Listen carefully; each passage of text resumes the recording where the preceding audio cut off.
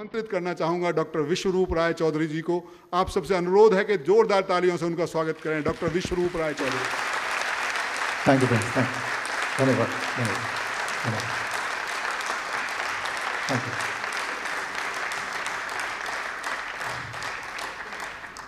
अभी एक रिसर्च से पता चला है कि जो लोग इस तरह के सेमिनार में आके तालियां बजाते हैं उनकी उम्र 15 साल ज़्यादा होती है। Thank you, thank you, thank you.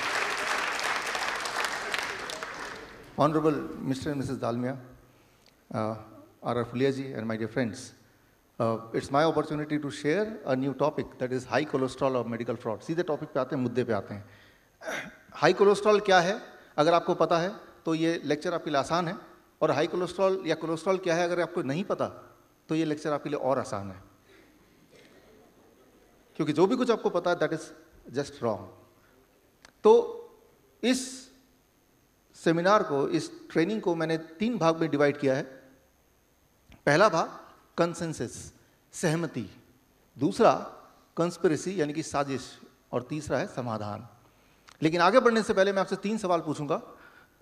इनके जवाब आपको अभी नहीं देने, बाद में दे सकते हैं। पहला सवाल, dengue is an infectious disease, yes और no? So normally it is. दूसरा सवाल, heart disease is an infectious disease, yes और नो? तीसरा सवाल, high cholesterol causes heart disease, yes और नो? राइट। ये जो भी सवाल हैं इनके जवाब इस लेक्चर के बाद वो फीडबैक फॉर्म में तब भरना है। अभी जो आपके जवाब हैं मोस्ट लाइकली वो चेंज होने वाले हैं, जो भी आपकी सोच है मोस्ट लाइकली वो चेंज होने वाले हैं, राइट। सो इसमें से पहला जो सवाल है उसका जवाब इस लेक्चर में नहीं मिलेगा because it is on high cholesterol. बाकी दोनों के जवाब जो आपको पता है, but that may be something which is totally opposite of what I am going to explain now. शुरू करते हैं। I will give my example, one small example. कभी आपने सोचा है कि अंडा है, इसको अगर 99.5 डिग्री पे रखें, 50 to 60% ह्यूमिडिटी पे रखें, एक प्रॉपर एनवायरनमेंट दें और ऐसा हम 21 दिन तक करें, इसके अंदर से एक लाइफ, एक जिंदगी निकल के आती है। कभी ये सोचा इसके अंदर ऐसा क्या है which converts into A life just by putting it in a particular temperature, in a particular humidity? इसके अंदर क्या है अगर आप इसको लैब में देंगे कि ऐसा क्या है जिससे जिंदगी बनती है, या ऐसा क्या है अगर वो ना हो तो जिंदगी नहीं बनेगी? तो आपको ताज्जुब होगा, इसमें जो 62% of the energy is cholesterol, is cholesterol, high cholesterol. अगर वो हाई का मीडियम हो जाए तो इसमें जिंदगी नहीं बन सकती, राइट।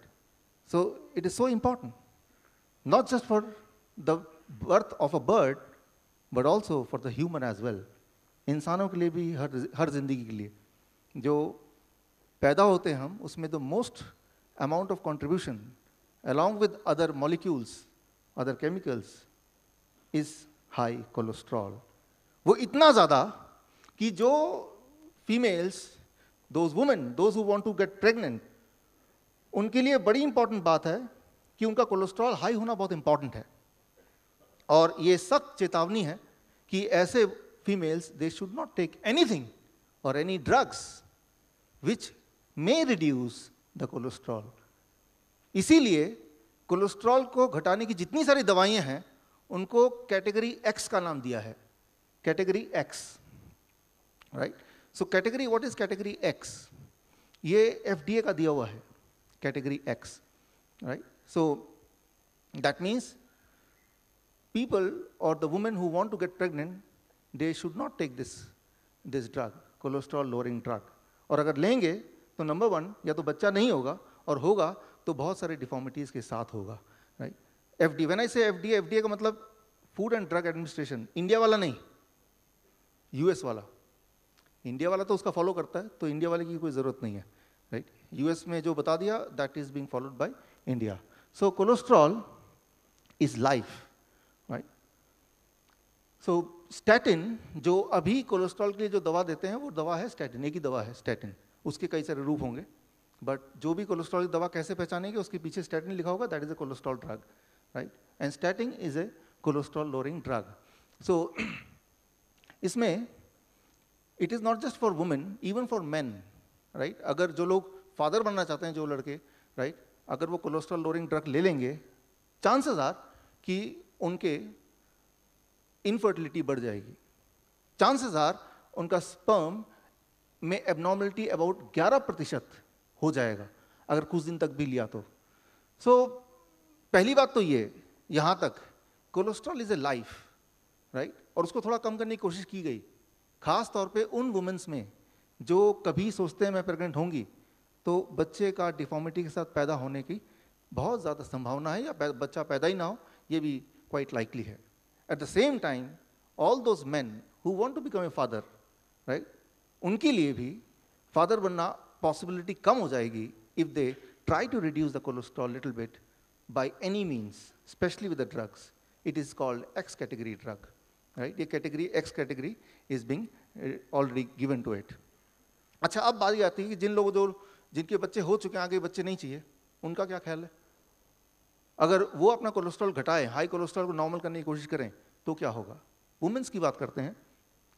वुमेन्स का if they take cholesterol lowering drug, the chance of breast cancer in increases by 11 times, 11% नहीं बोल रहा, 11 गुना बढ़ जाता है, राइट। सो मैंने इसमें वही सारे ट्रायल्स, वही सारे उदाहरण लिए हैं, जो उदाहरण ऑलरेडी एस्टैब्लिश्ड हैं, जो उदाहरण के बेसिस को रखते हुए ही कोलेस्ट्रॉल की दवाइयों को प्रिस्क्राइब करने की बात फैलाई गई है, या उसको प्रोटोकॉल का पार्ट बनाया हुआ है। सो दुनिया में रोज़ हज़ारों ट्रायल्स होते हैं, हर ट्रायल का कोई ना कोई नतीजा निकलता है, तो जैसा आप नतीजा चाहते हैं वो वाला ट्रायल आपको मिल जाएगा। लेकिन कॉन्ट्रडिक्शन को ख़त्म करने के लिए, कन्फ्यूजन को ख़त्म करने के लिए, या कोई आर्गूमेंट कर सकता है कि ट्रायल तो कुछ भी कहता है। I have taken specially only those trials which are been approved by FDA themselves, right. और ये सारे ट्रायल्स जो मैं आपको दिखाने वाला हूँ, हो सकता है आपको याद ना रहे आखिर तक, तो जाते हुए आपको एक कार्ड मिलेगा, उसमें जो भी मैंने बोला उसकी रेफरेंसेस आपको मिल जाएंगे। क्योंकि जब आप जाएंगे, कोई डॉक्टर या आपका दोस्त कोई कन्फ्रंट करेगा और आप ये सारी बात बताएंगे, तो हो सकता है कि उनको विश्वास ना हो या वो खारिज कर दें, और फिर आप कन्फ्यूजन में होंगे। So whatever I am going to say today, right, you are going to get a card, उसमें वो सारे मेडिकल रेफरेंसेस होंगे, राइट, मेडिकल जर्नल्स के पूरे रेफरेंस, एंड देन उसको उस रेफरेंस तक आप पहुंच सकते हैं ईजिली, वो पूरा लिंक्स आपके पास होगा।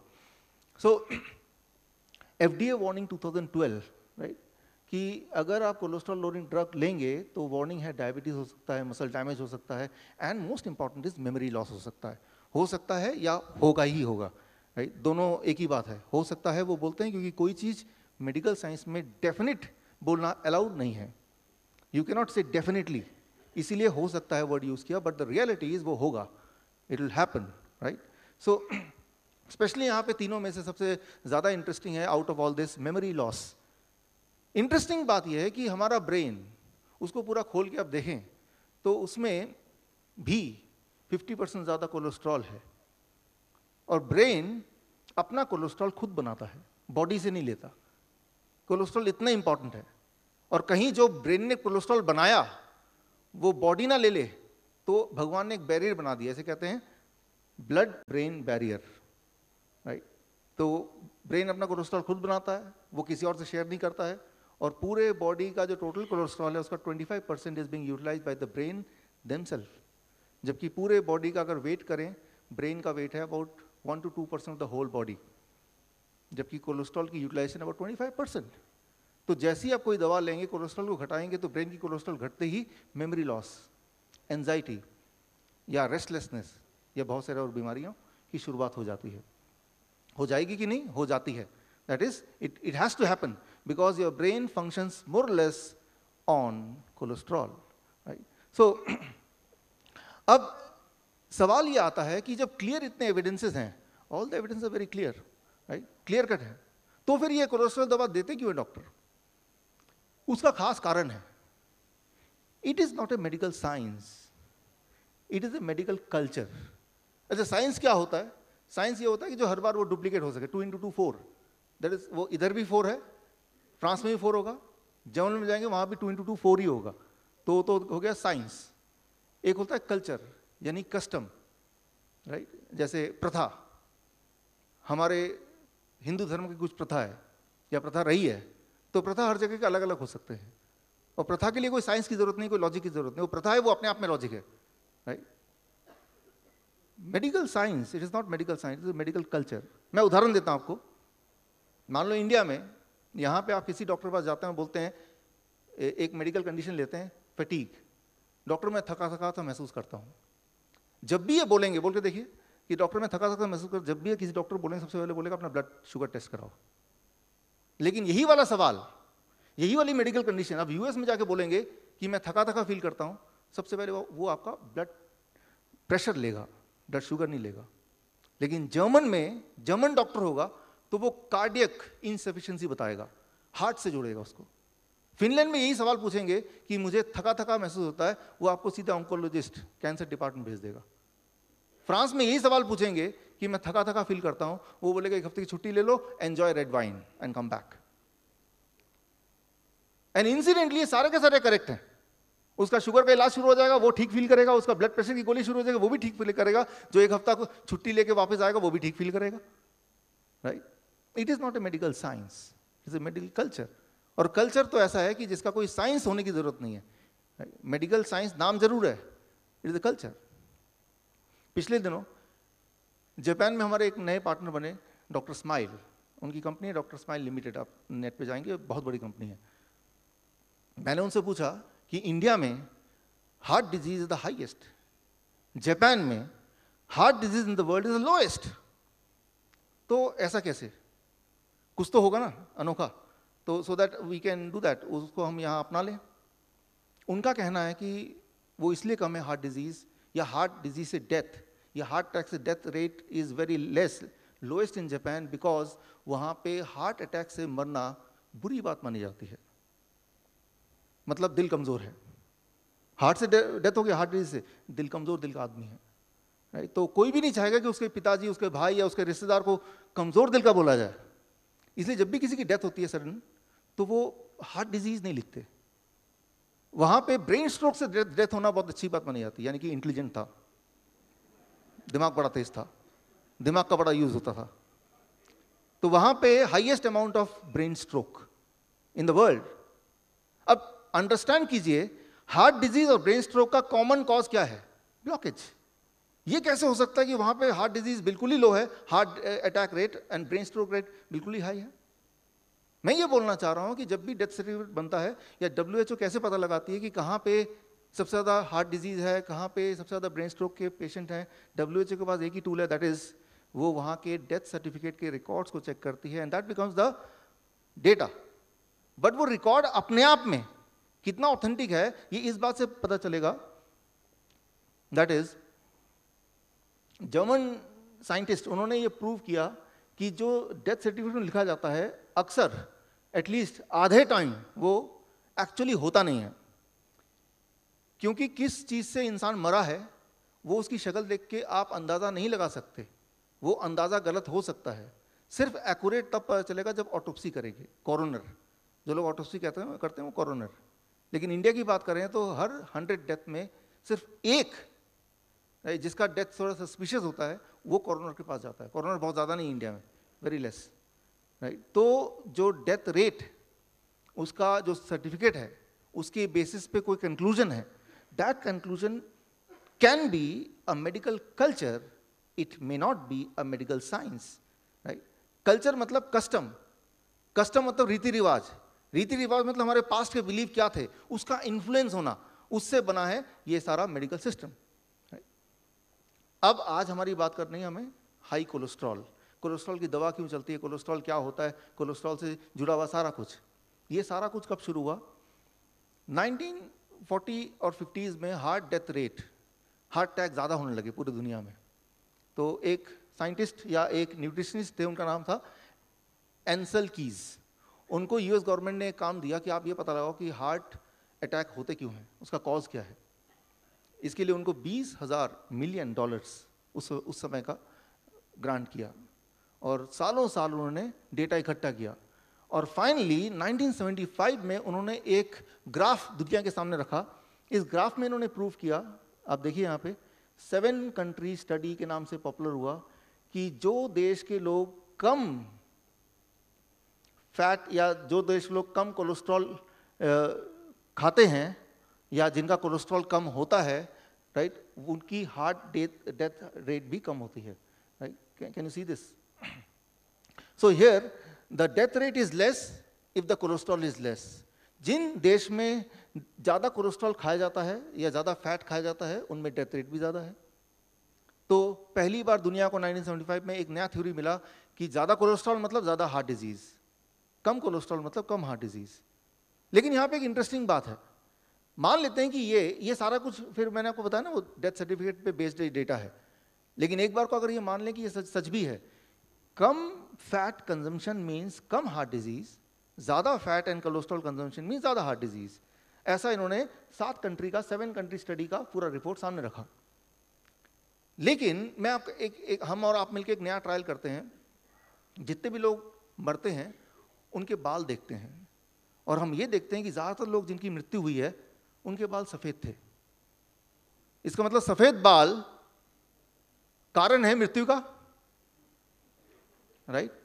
तो हम एक फॉर्मूला, एक प्रोडक्ट निकालते हैं, काली मेहंदी. ये मेहंदी लगा लो तो मृत्यु का कारण भी घट जाएगा. So try to understand. ये जरूर है, ये करेक्ट है कि जो लोग मरेंगे उनमें ज्यादातर लोगों के सफेद बाल होंगे, लेकिन क्या that is called correlation. But correlation may not be the cause. वो कारण नहीं हो सकता, वो पैरेलल कोरिलेशन हो सकता है. So correlation may not be the cause. ये हो सकता है कि कोलेस्ट्रॉल ज्यादा भी है और उनको हार्ट की डिजीज भी है. जैसे जिनके सफेद बाल हैं यानी कि उनकी उम्र ज्यादा है तो उन्हीं में से किसी की मरने की संभावना है. लेकिन बाल को अगर हम आर्टिफिशियली काला कर देंगे तो हमारी आयु बढ़ जाएगी, ऐसा नहीं है. In the same way correlation may not be the cause. लेकिन इंटरेस्टिंग बात यहाँ पे मेडिकल साइंस एजम्पशन की साइंस है. उन्होंने ये देखा कि कोलेस्ट्रॉल ज़्यादा तो डेथ रेट ज़्यादा, इसका मतलब ऑटोमेटिकली कोलेस्ट्रॉल कम तो death rate come. That means किसी का कोलेस्ट्रॉल कैसे भी कम कर दो, उम्मीद है कि डेथ रेट कम हो ही जाएगी. इस आधार को मानते हुए कोलेस्ट्रॉल की सारी ड्रग्स को अप्रूवल मिल जाता है. कोई भी ड्रग जो पहली आई, दूसरी आई, तीसरी आई, इस एजम्पशन पे कि हम दवा देंगे, कोलेस्ट्रॉल की दवा और कोलेस्ट्रॉल लोगों में घट जाएगा, expectedly heart disease, heart death rate भी घट जाएगा. That was the initial thing. और ऐसा, लेकिन साथ में नजर भी रखेंगे कि ऐसा एक्चुअली हो रहा है जैसा हमने सोचा था. बिल्कुल वैसे जैसे कि हमने मेहंदी बांट दी और फिर उन लोगों पे नजर रखा कुछ दिनों तक कि देखते हैं जब जो मेहंदी लगाने वाले लोग और ये लोग जो मेहंदी खरीद नहीं सकते, लगा नहीं सकते, इनमें से क्या इनकी डेथ रेट ज़्यादा है या इनकी डेथ रेट ज़्यादा है. और लेकिन ऐसा 10 साल तक करेंगे, तब तक कई लोग ऑलरेडी खरीद चुके होंगे, कई लोग और भी मर चुके हैं. फाइनली एक कंक्लूजन आएगा, उस कंक्लूजन पे फिर अमेंडमेंट होगा. That is what is called medical science. I call it medical culture.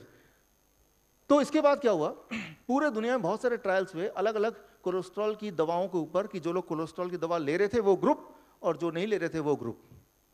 और ऐसा सालों साल हुआ, 10 साल, 20 साल, 30 साल. और उनके सारे डेटा कलेक्ट करते गए कि देखते हैं जो लोग कोलेस्ट्रॉल की दवा ले रहे हैं क्या उनकी डेथ रेट कम है इन कंपैरिजन टू जो लोग नहीं ले रहे हैं, राइट. तो ये ट्रायल एग्जैक्टली होता कैसे है. तो एक ट्रायल का मॉक ट्रायल, मैं इसको बोलूंगा मॉक ट्रायल, राइट. यूं ही एक ट्रायल, नाटकीय ट्रायल एक यहाँ पे करके देखते हैं ताकि आपको थोड़ा अंदाजा लगे कि ट्रायल एग्जैक्टली कैसे होता है. ओके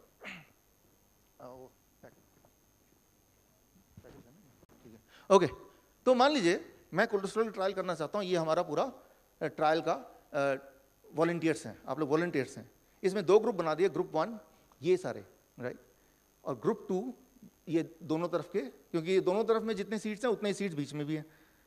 ग्रुप 1 जो स्टैटिन कोलेस्ट्रॉल लोडिंग ड्रग लेंगे अगले 1 साल तक, और ग्रुप 2 ये लोग नहीं. और 1 साल में देखते हैं क्या होता है.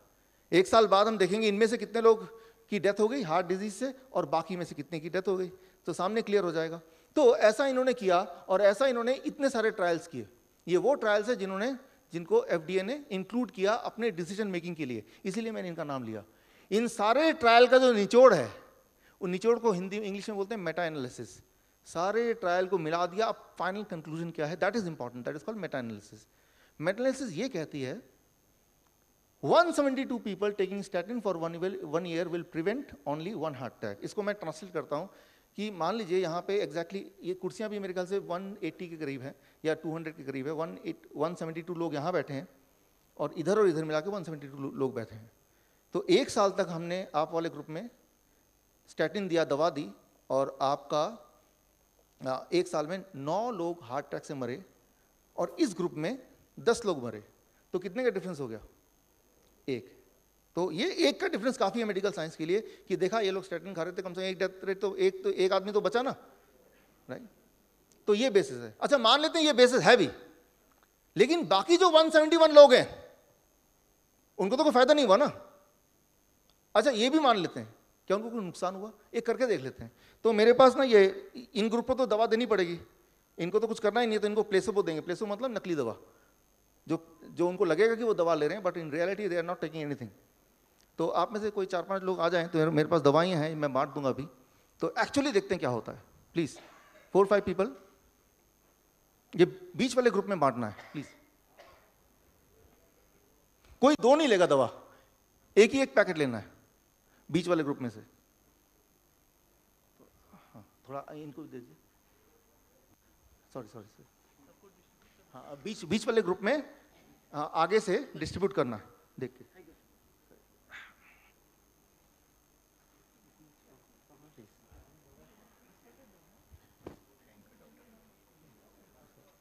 बीच वाले ग्रुप में डिस्ट्रीब्यूट करना है। अभी भी और हैं थोड़े से in the middle group, those who are not having it, जिन्होंने ले लिए उनको नहीं, जिन्होंने नहीं लिए उनको। और भी हैं? नहीं, अभी भी है। ये एग्जैक्टली 172 हैं। ये जो पैकेट्स हैं ये 172 ही हैं, बिकॉज मैं एग्जैक्टली दिखाना चाह रहा हूँ कि क्या होने वाला है। इसलिए ये सारे डिस्ट्रीब्यूट होने जरूरी हैं और बीच वाले ग्रुप में होने जरूरी हैं, और सबको एक एक ही लेना है। ओके, सो जब तक डिस्ट्रीब्यूट हो रहा है तब तक हम आगे बढ़ते हैं। इमेजिन कर लेते हैं कि ये पूरे 172 वॉलंटियर्स हैं जिन्होंने अगले 1 साल तक कोलेस्ट्रॉल की दवाइयाँ खाई, जिनकी पैकेट मैंने दे दिया, और अगले 1 साल बाद रिजल्ट निकला कि इस ग्रुप में only 9 people they died of heart attack, और इन ग्रुप में 10 people they died of heart attack. तो कंक्लूजन ये है, कोलेस्ट्रॉल की दवा हार्ट अटैक को कम करती है। और इसको बड़ा बड़ा कर दो, कोलेस्ट्रॉल की दवा हार्ट अटैक को 10% कम करती है, क्योंकि वो 9 था 10 था, 10% परसेंटेज है रिलेशन में, राइट? तो अगर 1 साल तक लेंगे तो 10% कम करती है, 5 साल तक लेंगे तो 100% कम करती है। तो किसी को सुनने में लगेगा 100% कम करती है तो मतलब बहुत बड़ा चेंज है, जबकि in reality that may not be the case. लेकिन जो बाकी 171 लोग हैं जिनको अदरवाइज भी हार्ट अटैक नहीं होना था, या बाकी लोग हैं जिनको हार्ट अटैक वैसे भी नहीं होना था 1 साल में, उनको कुछ नुकसान तो नहीं हुआ। उनको ये नुकसान हुआ, आप सब अपने पैकेट में पर्ची उसको निकालिए, पर्चियां हैं उसमें निकाली। कोई भी बताए क्या लिखा है आपके पर्ची में? आप बताइए क्या लिखा है? हाँ, ब्रोंकाइटिस, और कुछ? Cough, chest pain, fatigue, anxiety, viral infection, sleep disorder, pulmonary disease, blood cancer, bronchitis, edema, sleep disturbance, weight gain, dizziness। अच्छा, तो मतलब ये कि 1 साल बाद अगर आप इन्हीं सब लोगों से मिलेंगे तो ऐसे ही कुछ इनसे सुनेंगे आप, राइट? उन सबको अगर आप इकट्ठा कर लें तो वो कितने सारे होते हैं, वो ये सारे होते हैं।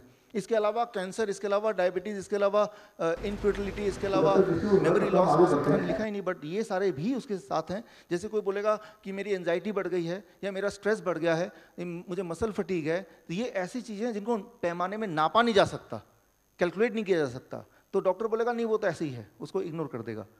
बट द ट्रूथ इज कि वो जो सारे ट्रायल्स हैं जो मैंने अभी दिखाया आपको, उन सारों का कंक्लूजन ये कहता है कि एक डेथ तो घट सकता है, हार्ट अटैक, डेथ नहीं हार्ट अटैक घट सकता है, लेकिन उसके अगेंस्ट जो बाकी 171 लोग हैं उनमें हर एक में कम से कम इनमें से कोई 2 मिनिमम साइड इफेक्ट आ जाएंगे if they continue to take it for 1 year. So ये एक मिसमैच है, ये बैलेंस हुआ ही नहीं कहीं, राइट? और वो जो एक डेथ घटा, ये क्या पता वो बाई चांस है एक डेथ कम, या वो कोलेस्ट्रॉल की दवा की वजह से भी है, ये भी एक अपने आप में बड़ा सवाल है। खैर, इसको आगे हम चलते हैं और लेके इस सवाल के जवाब के लिए university of California and Los Angeles, उन्होंने क्या किया, 20 साल का डेटा इकट्ठा किया, 500 हॉस्पिटल्स में हार्ट अटैक के पेशेंट्स का रिकॉर्ड, और ये देखा उन 500 हॉस्पिटल्स में करीब 20 साल में 1,36,905 पेशेंट्स का रिकॉर्ड देखा, और देखा उन सब में से 75% लोगों का कोलेस्ट्रॉल लेवल नॉर्मल से लो था। अगर हार्ट डिजीज या हार्ट अटैक कोलेस्ट्रॉल की वजह से होता तो उन सब का कोलेस्ट्रॉल हाई मिला होता। सो ट्राई टू अंडरस्टैंड, इससे ये साफ क्लियर होता है there is no correlation between having a higher cholesterol and heart disease, there is no correlation. अब रहा सवाल, वो जो 7 कंट्री स्टडी थी जो बेसिस बना हाई कोलेस्ट्रॉल का, वो 7 कंट्री स्टडी में घपला क्या था, वो आया कहाँ से? एक्चुअली अगर उसको दोबारा से देखें, जब एंसल की आपको याद है, मैं बताता हूँ, यूएस ने कितना डॉलर दिया था उनको? $20,000 दिया था। उन्होंने जब अपना रिसर्च शुरू किया तो उन्होंने 22 कंट्रीज की स्टडी इंक्लूड की, 22 कंट्री इंक्लूड की। इन 22 कंट्रीज में मैं देखूंगा कोलेस्ट्रॉल का या हार्ट डिजीज से या किसी और चीज से क्या कनेक्शन है। उनमें से राइट ये देखा गया कि अलग अलग कंट्री के डॉट्स हैं और किसी का कोलेस्ट्रॉल लेवल नीचे है और हार्ट डिजीज डेथ ऊपर है, ये vertical line. This means Japan lowest cholesterol and lowest heart disease, US highest cholesterol highest heart disease, बाकी सारे कंट्री इनके बीच में है। तो इनमें से उन्होंने 7 वो कंट्री चुन लिए जो एग्जैक्टली इस लाइन में आ जाए, बाकी को उड़ा दिया और बताया भी नहीं कि मैंने 22 कंट्री को लिया था शुरू में, राइट। वो तो काफी बाद में 1990s में एक डच रिसर्चर ने दोबारा सारा कुछ देखा वापस, तो देखा कि वो तो 22 कंट्री थे। अब मान लीजिए आप और मैं रिसर्चर हैं, हम कुछ और प्रूव करना चाहते हैं, तो हम क्या करेंगे, 7 वो कंट्री ले लेंगे दूसरे वाले, राइट। मैंने भी अपने साथ ले लिए और इन 7 को जब मैंने लाइन मिलाया तो रिजल्ट ठीक उल्टा आया। जितना ज्यादा कोलेस्ट्रॉल होगा उतना हार्ट डिजीज कम होगा। अरे मैं अपना कंट्री क्यों नहीं ले सकता? एंसल कीनी ने भी तो अपनी कंट्री सिलेक्ट किए थे, तो मुझे हक है कि मैं अपना कंट्री सिलेक्ट करूं। कौन से कंट्री लेने हैं, तो I have all the rights, right. तो मैं ये बोलना चाह रहा हूं जो कोलेस्ट्रॉल का थ्योरी की जो टोटल बेसिस है वो बेसिस आपके सामने है, और ये बात पता लगी 1990s में। तब तक ऑलरेडी ये बिजनेस काफी ग्रो कर चुका था। अब यहां तक तो बात है कंसेंसस की। अभी जो आम कंसेंसस है या जो सहमति है पूरे दुनिया में, वो सहमति का पार्ट जो मैं आपसे डिस्कस कर रहा था। अब कंस्पिरेसी क्या है? सवाल जो बड़ा है, why cholesterol lowering drugs are prescribed even more heavily. इन सब एविडेंसेस के बावजूद भी क्यों कोलेस्ट्रॉल लोअरिंग ड्रग्स डॉक्टर अक्सर देते ही हैं, जबकि इतना कंपेलिंग एविडेंस आपके सामने है जो कोई नकार सकता ही नहीं है। That is one thing. दूसरा है सबसे बड़ा सवाल, how to protect the heart. Ultimately cholesterol lowering drug आप लेते क्यों हैं? उसका एक ही कारण है, हमें ऐसा लगता है cholesterol lowering drugs can help us to protect ourselves from heart disease और हार्ट अटैक, यही कारण है। लेकिन अगर कोलेस्ट्रॉल कारण नहीं है हार्ट डिजीज का, तो क्या ऐसा चीज है जिससे हार्ट की बीमारी होती है और हम क्या करें ताकि हम अपने को प्रोटेक्ट करें? That is can be one question. So इन सब में इंटरेस्टिंग है कंस्पिरेसी पार्ट। कंस्पिरेसी के 2 पार्ट हैं, one is diagnosis, one is drugs. Diagnosis it is very important and interesting as well. अगर इसकी हिस्ट्री को देखें, 1977 का 8th edition of Harrison principle of internal medicine, internationally internal medicine, जो Harrison principle of internal medicine, जिसे Bible बोल सकते हैं आप मेडिकल साइंस का, उसका अगर 8th एडिशन आप पढ़ेंगे, वहाँ पे टोटल कोलेस्ट्रॉल लिखा था 300 से ज़्यादा होने से तभी कुछ करने की ज़रूरत है। लेकिन 1988 से पहले कुछ लोग यूरोपियन कंट्रीज में बोलते थे 350 भी चलेगा, यूएस में बोलते थे नहीं 250 चलेगा। There was lot of confusion कि 300 होना चाहिए, 250 होना चाहिए, 350 होना चाहिए, वो कोई कुछ भी सोचता था। इसीलिए 1988 में यूएस में एक पैनल बनाया गया, इसे कहते हैं adult treatment panel 1, adult treatment panel 1, जिसमें 16 मेंबर रखे गए। वो ये मेंबर फैसला करेंगे कि पूरे दुनिया के लोगों की कोलेस्ट्रॉल कितनी होनी चाहिए। वो 16 लोग फैसला करेंगे पूरे दुनिया की कोलेस्ट्रॉल लेवल कितनी होनी चाहिए, और उन्होंने फैसला किया कि वो होना चाहिए 240 टोटल कोलेस्ट्रॉल। अच्छा, 240 टोटल कोलेस्ट्रॉल का मतलब क्या है? मान लो आपकी रीडिंग आती 240, इसका मतलब समझें क्या लेमैन भाषा में। देखिए, मान लीजिए मेरे बॉडी में 5 लीटर खून है, क्योंकि मेरा वेट अबाउट 70 kg है। मैं सारे खून निकाल दूं और इस बॉटल में डालूं, तो ऐसे कितने बॉटल चाहिए मुझे? How many bottle I need? 5 चाहिए। अब मैं एक बूंद यहाँ से ब्लड निकालता हूँ और उसमें उसको मैं लैब में चेक करता हूँ कितना कोलेस्ट्रॉल है, और उसमें निकलता है 200। इसका मतलब मेरे 1 लीटर खून में 2 ग्राम कोलेस्ट्रॉल है, राइट, टोटल कोलेस्ट्रॉल है।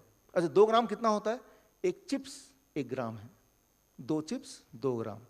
सो अगर आपकी टोटल कोलेस्ट्रॉल रीडिंग 200 आती है, इसका मतलब आपके 1 लीटर खून में 2 ग्राम कोलेस्ट्रॉल है, दैट्स ऑल। ये है टोटल कोलेस्ट्रॉल। लेकिन इन्होंने एक नया चीज ऐड कर दिया ATP1 में, एडल्ट ट्रीटमेंट पैनल में, कोलेस्ट्रॉल, टोटल कोलेस्ट्रॉल 240 होना चाहिए, साथ में एक और चीज ऐड कर दी। वो what is that? LDL। LDL कौन सा वाला कोलेस्ट्रॉल होता है? खराब वाला, बैड कोलेस्ट्रॉल। देखिए हमारी बॉडी कोलेस्ट्रॉल एक ही तरह का बनाती है, अलग अलग तरह का नहीं बनाती है। एक गुड कोलेस्ट्रॉल, एक bad cholesterol, nothing like that. For example Sharma ji हमारे, AK शर्मा जी, हाँ सर वहीं से बस। जैसे हमारे शर्मा जी हैं, ये गुड शर्मा जी और बैड शर्मा जी नहीं है, सिर्फ एक ही शर्मा जी हैं।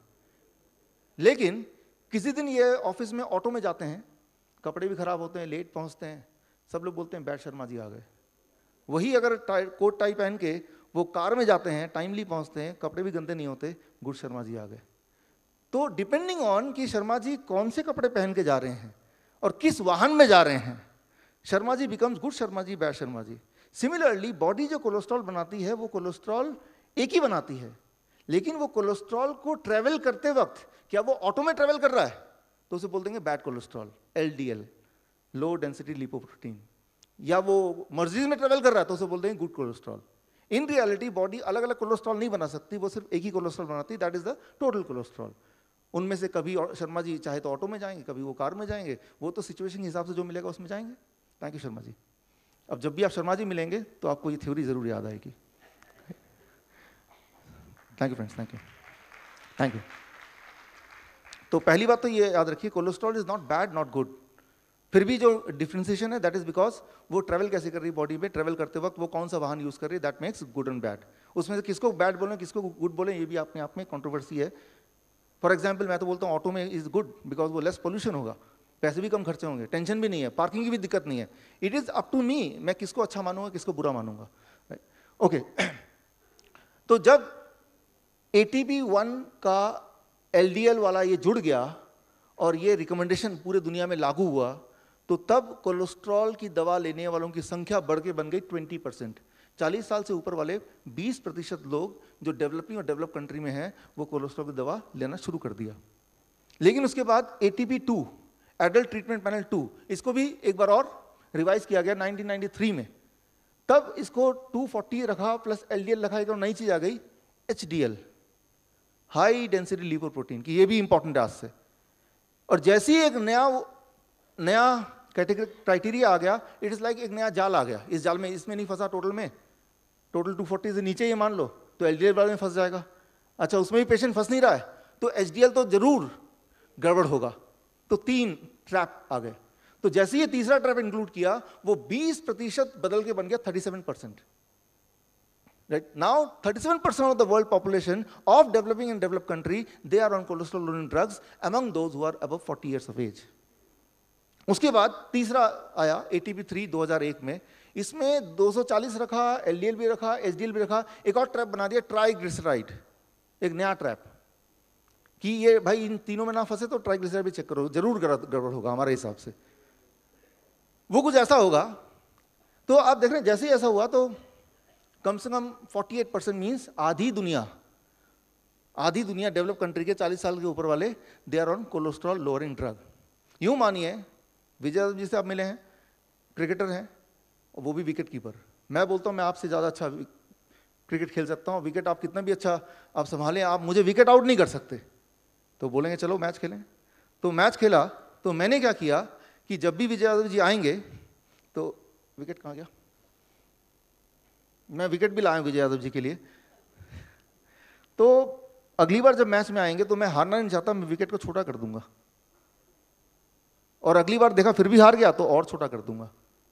फिर अगली बार जब विजय यादव जी मेरे से क्रिकेट खेलने आएंगे तो मैं ये विकेट ही गायब हो गया, जो कि अभी हो रहा है। अभी जो करंट गाइडलाइन है वो क्या है कोलेस्ट्रॉल का? Current guideline is HDL, LDL, triglyceride, total cholesterol देखने की ज़रूरत नहीं है, सिर्फ पूछो आपका उम्र कितना है। अगर तो 40 साल से ज़्यादा उम्र है तो आपको दवा लेना, आप बीमार हैं।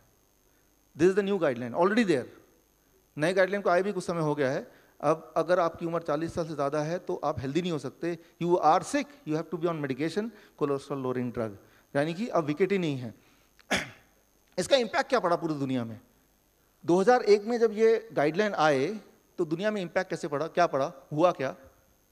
ये बड़ा शॉकिंग लगेगा। अगला स्लाइड आपको ये पता है कि हर साल टॉप 500 कंपनीज की एक लिस्टिंग निकलती है, जिसे कहते हैं फॉर्च्यून 500, सबसे ज़्यादा most profitable country of the world, Fortune 500। 2002 का जो फॉर्च्यून 500 कंपनीज की जो लिस्टिंग निकली, उस लिस्टिंग में आप एक काम कीजिए, जो पहले 10 ड्रग कंपनीज हैं उनकी टोटल प्रॉफिट कैलकुलेट कर लीजिए, और बाकी जो 490 और कंपनीज हैं उनकी टोटल प्रॉफिट कैलकुलेट कर लीजिए। यू विल बी शॉक्ड कि पहले 10 टॉप ड्रग कंपनीज की प्रॉफिट वाज मोर देन बाकी सारे दुनिया के 490 कंपनीज के प्रॉफिट से। That was a change, that was a change, right? तो क्लियर इंपैक्ट आपको दिख रहा है कि किस तरह से वो ट्रांसलेट हो रहा है into money, how it is getting translated. अच्छा, ये कंपनीज कौन से हैं? दीज आर द कंपनीज, और इनमें से 90% आर बिलोंगिंग टू यूएसए, जहां के वो एडल्ट ट्रीटमेंट ग्रुप के पैनल के लोग हैं। अच्छा, ये फायदा इनको हो रहा है, नुकसान किसको हो रहा है? WHO 2011 60% जो हार्ट की दवाइयां हैं, डायबिटीज़ है, हाइपरटेंशन है, कोलेस्ट्रॉल है, ब्लड थिनर है, पूरे दुनिया के प्रोडक्शन के 60% जो है वो भारतीय खा जाते हैं, और बाकी 40% पूरे दुनिया के लोग मिलकर खाते हैं। सो ट्राई टू अंडरस्टैंड ये जो फायदा हुआ वो गया कहां से, right? You could clearly see that, right? वो फायदा तो इधर हुआ, लेकिन वो इनपुट आया कहां से? Something like this. मैंने एक कोशिश की कि ATP 3 में जो 30 मेंबर थे वो मेंबर कौन है ये पता लगाने की कोशिश की। उनमें से 17 का मुझे मिल गया पता। वो लोग कौन है उनका नाम मैं दिखाता हूं। ये उनके नाम है, और मैंने देखा कि वो सारे इन कंपनी से जुड़े हुए हैं, या तो कंसल्टेंट है, या तो वहाँ पे कोई पोस्ट है, या तो डायरेक्टर है, या तो साइंटिस्ट हैं वहाँ के। ये सारे ये लोग 17 लोगों की लिस्ट है। और ये कौन सी कंपनीज हैं? अरे ये वही वाली तो कंपनी है जो वो 10 कंपनी का नाम मैंने अभी आपको दिखाया था। सो ट्राई टू अंडरस्टैंड, उन कंपनीज के एम्प्लॉय, उन कंपनीज के एजेंट, उन कंपनीज के जो साइंटिस्ट है, उन्हीं ने मिलके दे मेड दिस गाइडलाइन। तो ये गाइडलाइन रिलायबल कैसे हो सकती है? How it can be reliable? It can not B reliable. उसके ऊपर डिपेंड हो गए, अगर हम जिंदगी भर कोलेस्ट्रॉल की दवा खा रहे हैं तो इकोनॉमिक नुकसान तो हम कर ही रहे हैं दुनिया का, अपने देश का, और हेल्थ का नुकसान तो वो भी हो रहा है। सो यहाँ पे आती है बात डायग्नोसिस की, लेकिन इससे इंटरेस्टिंग स्टोरी है ड्रग्स की। दवा आई कैसे? 1976 की बात है। एक साइंटिस्ट थे इंडो, उन्होंने इन्वेंट किया स्टैटिन, जो दवा अभी चल रही है ना, उसकी इन्वेंशन 1976 में। उससे पहले भी दवा होती थी कोलेस्ट्रॉल की, लेकिन वो होती थी पाउडर फॉर्म में। दिन सुबह 1 चम्मच पाउडर, शाम को 1 चम्मच, दोपहर को 1 चम्मच। लेकिन वो जो था वो एक तो उल्टी आ जाती थी, तो लोग वो कंफर्टेबल था नहीं रखना, उसको लेना। तो जो स्टैटिन है जो आजकल हम ले रहे हैं, वो आप ले रहे हैं, उसको 1976 में उसका इन्वेंशन किया इंडो ने, इंडो नाम का साइंटिस्ट। 1977 में ही partnered with 2 scientist, Goldstein and Brown, कि इसको डेवलप किया जाए। लेकिन वो पार्टनरशिप टूट गई, और पार्टनरशिप टूटने के बाद 1980 में ब्राउन एंड गोल्डस्टेन ने पेपर लिखा, उसमें ये लिखा कि स्टैटिन अगर आप लेंगे तो कैंसर हो जाएगा। तो पेपर की कॉपी मेरे पास है, this is the copy of the paper. Cholesterol, this is the copy of the paper, कि अगर कोलेस्ट्रॉल की दवा लेंगे, स्टैटिन लेंगे, तो it will become a cancer. और जैसे ही ये आया तो 1980 के बाद पूरे दुनिया में कोलेस्ट्रॉल की थ्योरी के ऊपर एक चुप्पी, एक शांति छा गई। It is no more important thing. लेकिन उसी दौरान बाईपास सर्जरी की एंट्री भी थी। बाईपास सर्जरी उसी दौरान एक फैशनेबल चीज़ बन गई। किसी भी इंसान का बाईपास सर्जरी होता तो उसको बड़ा गर्व से मेरा बाईपास सर्जरी हुआ है, तो ये बड़ा आदमी होगा, राइट? उस वक्त बाईपास सर्जरी याद कीजिए, इट इज़ बिग थिंग। लोग देखने आते थे, जैसे आप ताजमहल देखने जाते हैं ना, वैसे ही। अच्छा, बाईपास सर्जरी हमारे कॉलोनी में है, तो अपॉइंटमेंट लेके पीपल यूज्ड टू गो कि वो कैसा दिखता है बाईपास सर्जरी वाला इंसान। सो ऑलरेडी हॉस्पिटल के पास, डॉक्टरों के पास एक नई चीज़ आ गई, एक नया मुद्दा आ गया, एक नया मनी स्पिनर आ गया। उनका ध्यान कोलेस्ट्रॉल से हट गया। तो ऐसा कुछ साल चला, 3 साल, 4 साल, 5 साल। 1985 में एक नई चीज हुई, अनाउंसमेंट हुआ, ब्राउन एंड गोल्डस्टोन को स्टैटिन, उसी ड्रग के प्रोडक्शन के लिए नोबेल प्राइज मिला। और वो नोबेल प्राइज वाला लेक्चर की पूरी कॉपी मेरे पास है। उस लेक्चर में कहीं भी जिक्र नहीं है कि उन्होंने इनसे कैंसर होता है। अब वो गायब हो गया जिक्र, ये आप बाद में देख सकते हैं डिटेल्ड पूरा लेक्चर। अब उन्होंने ये बात गायब कर दी कि कैंसर हो सकता है। और उसके अगले 2 साल बाद 1987 में वो बन गए मर्क, जो पहली कंपनी में देखे दुनिया की सबसे बड़ी कंपनी, उनके कंसल्टेंट, और उन्होंने अप्रूव करा दी एफडीए में, और वही वाली दवा है जो हम आप ले रहे हैं। अब यहाँ पे इंटरेस्टिंग बात यह है कि 2004 में जो इन्वेंटर था इंडो, उनका कोलेस्ट्रॉल बढ़ावा आया, तो उनको बोला कि आप क्या करेंगे, तो कहा मैं स्टैटिन नहीं लूंगा, मुझे जरूरत नहीं, बढ़े रहने दो। ये वॉल स्ट्रीट जर्नल में 2006 में पब्लिश हुआ था। सवाल ये है कि इन्वेंटर भी अगर ये दवा नहीं ले रहा है तो आप क्यों लेना चाहते हैं, राइट? सोचिए जरा। और वो रिटर्न स्टेटमेंट है, वो मेडिकल जर्नल में है, वॉल स्ट्रीट जर्नल 2006 में है। So inventor himself is not taking the medication, right? तो why we are taking it? तो पहले तो ये काम कीजिए कि उसको उठा के फेंकिए, उसकी जरूरत ही नहीं है आपको, किसी को जरूरत नहीं दुनिया में, it is not needed at all. Specially अगर आपको ये पता चल जाए ये स्टैटिन बना कैसे, आया कहाँ से। हमें ये लगता होगा ना कि ये इसके पीछे कोई बहुत सारे हजारों साइंटिस्ट काम कर रहे हैं, दिन रात मेहनत कर रहे हैं, लाखों करोड़ों डॉलर्स खर्च हो रहे हैं, और फिर जाके एक दवा आई, लैब में न जाने क्या टेक्नोलॉजी लगा है, जबकि ऐसा कुछ नहीं हुआ। चाइना में, नॉर्थ चाइना में एक जगह है, वहाँ पे बहुत ठंड पड़ती है, वहाँ धूप नहीं निकलती, वहाँ पे एक तो पौधे उगते नहीं हैं, और उगते हैं तो वहाँ पे जो जानवर होते हैं या कीड़े मकोड़े पौधों को खा जाते हैं। तो भगवान ने कुछ पौधों को एक ताकत दी है कि जब भी कोई मच्छर या कोई कीड़े मकोड़े खाने आएंगे तो उस पर पॉइजन स्प्रे करने की एबिलिटी। रेड राइस प्लांट जिसे कहते हैं, छोटा सा पौधा, कि जब भी कोई उसको खाने आएगा तो वो पॉइजन स्प्रेड करेगा। तो यूएस की आर्मी ने वो पॉइजन ले लिया, वो प्लांट ले लिया, उसका पॉइजन ले लिया, अमेरिका ले आए कि देखें ये हमारे किसी काम का तो नहीं। आपको याद होगा या कुछ लोगों को पता होगा, हिटलर का कॉन्सेंट्रेशन कैंप के बारे में पढ़ा होगा आपने। कॉन्सेंट्रेशन कैंप में it is called mustard gas छोड़ देते थे ताकि लोगों की इम्यूनिटी, वहाँ के प्रिजनर की इम्यूनिटी जीरो हो जाए, ना तो वो जिए ना ही वो मरे, मतलब उनकी सोचने की शक्ति ना रहे, वो जिंदा लाश की तरह रहे। बाद में ये मस्टर्ड गैस का जो टेक्नोलॉजी है उसको कन्वर्ट कर दिया, इट बिकेम कीमोथेरेपी। जो कीमोथेरेपी का आविष्कारक कौन है, वो हिटलर है। ये मेडिकल जर्नल की बात कर रहा हूँ, मेरी अपनी इमेजिनेशन नहीं है। तो हमेशा अलग अलग देशों की आर्मी ये देखती है कि कौन सा पॉइजन से हम प्रिजनर्स को ऐसे टॉर्चर कर रहे हैं कि जैसा हम चाहें वो हमारे गुलाम बन के रहें। इस इच्छा से वो जो रेड राइस प्लांट है उसका पॉइजन ले आए। उस प्लांट के पॉइजन का नाम है स्टैटिन, जो दवा है। तो ये देखा गया कि अगर इसका बहुत डोज कम कर दिया जाए फिर इंसान को दिया जाए तो वो बहुत धीरे धीरे मरेगा, इनफर्टिलिटी हो जाएगी, मेमोरी लॉस हो जाएगा, कैंसर हो जाएगा, लेकिन एक दिन में नहीं होगा, ज़्यादा डोज पे जल्दी जल्दी हो जाएगा। So that is what is the statin which you are taking it, right? So यहाँ पे मैं ये बोलना चाह रहा हूँ कि मेडिकल साइंस नहीं है, मेडिकल कल्चर है। और कल्चर कई बार बनता है कुछ लोगों के प्रॉफिट के लिए, जैसे सुपरस्टिशन जिसे कहते हैं, राइट? कोई एक सुपरस्टिशन समाज में बनता है, हर समाज का एक सुपरस्टिशन होता है। सो व्हाट इज सुपरस्टिशन, किस तरह समाज को खाता है, उसके लिए मैं आपको एक उदाहरण देता हूँ, एक छोटा सा वीडियो दिखाता हूँ 1 मिनट का। ट्राई टू अंडरस्टैंड कि ये किस तरह से हमसे जुड़ा हुआ है, स्पेशली तब जब आज 14 अगस्त है, कल 15 अगस्त है, इंडिपेंडेंस डे। घर चले, अब यही तुम्हारा घर है।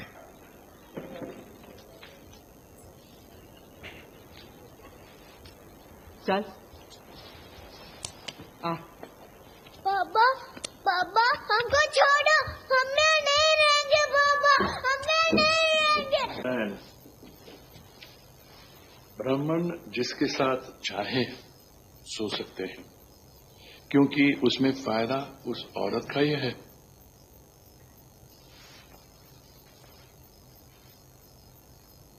आपको पता है राम ने भरत को क्या कहा था कि उन ब्राह्मणों का कभी आदर मत करना जो वेदों का अपने फायदे के लिए गलत मतलब निकालते हैं। So thank you friends, thank you friends. कुछ नियम बनाए जाते हैं और वो नियम इसलिए बनाए जाते हैं सिर्फ इसलिए कि उससे कुछ लोगों का फायदा हो।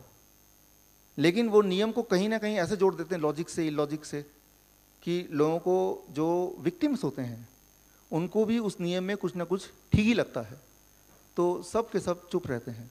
जैसे आजकल नियम है, आजकल नियम है कि किसी ने अगर बोल दिया कि डायबिटीज़ ठीक हो सकता है, तो नियम है इंडिया में कि उसको जेल हो सकती है। किसी ने बोला कोलेस्ट्रॉल की ज़रूरत नहीं, जेल हो सकती है। Thank you friends. 3-4 बार तो मैं ही जेल जाने से बचा हूँ, और हमारे कुछ एजुकेटर ऑलरेडी जेल के दर्शन करके आए हैं ऑलरेडी, राइट। सो यहाँ जो आप देख रहे हैं, अगर आपने जोर से बोला कि भाई कोलेस्ट्रॉल की ज़रूरत नहीं है, डायबिटीज़ ठीक हो सकता है, ब्लड प्रेशर ठीक हो सकता है बिना दवा के, तो that is a crime in India. वो क्राइम है, वो लॉ है कि वो क्राइम है। मेरे पास नोटिस आए हुए हैं कि अगर आपने दोबारा ऐसा कुछ बोला तो तैयार रहिए, 6 महीने की जेल हो सकती है, जुर्माना हो सकता है। तो जैसे उस समाज में एक लॉ था, एक कानून था जिसका कोई लॉजिक नहीं था, जो सिर्फ किसी इंसान के लिए, कुछ लोगों के प्रॉफिट के लिए था या किसी न किसी रूप से फायदे के लिए था। लेकिन इस तरह के जो कानून होते हैं हमेशा रहते नहीं हैं। कुछ लोग होते हैं आपके हमारी तरह जो समझते हैं इसको और समझ के कुछ ना कुछ करना चाहते हैं, इसीलिए इतने सारे बारिश के बावजूद भी आप सब यहाँ पे हैं। Thank you for coming.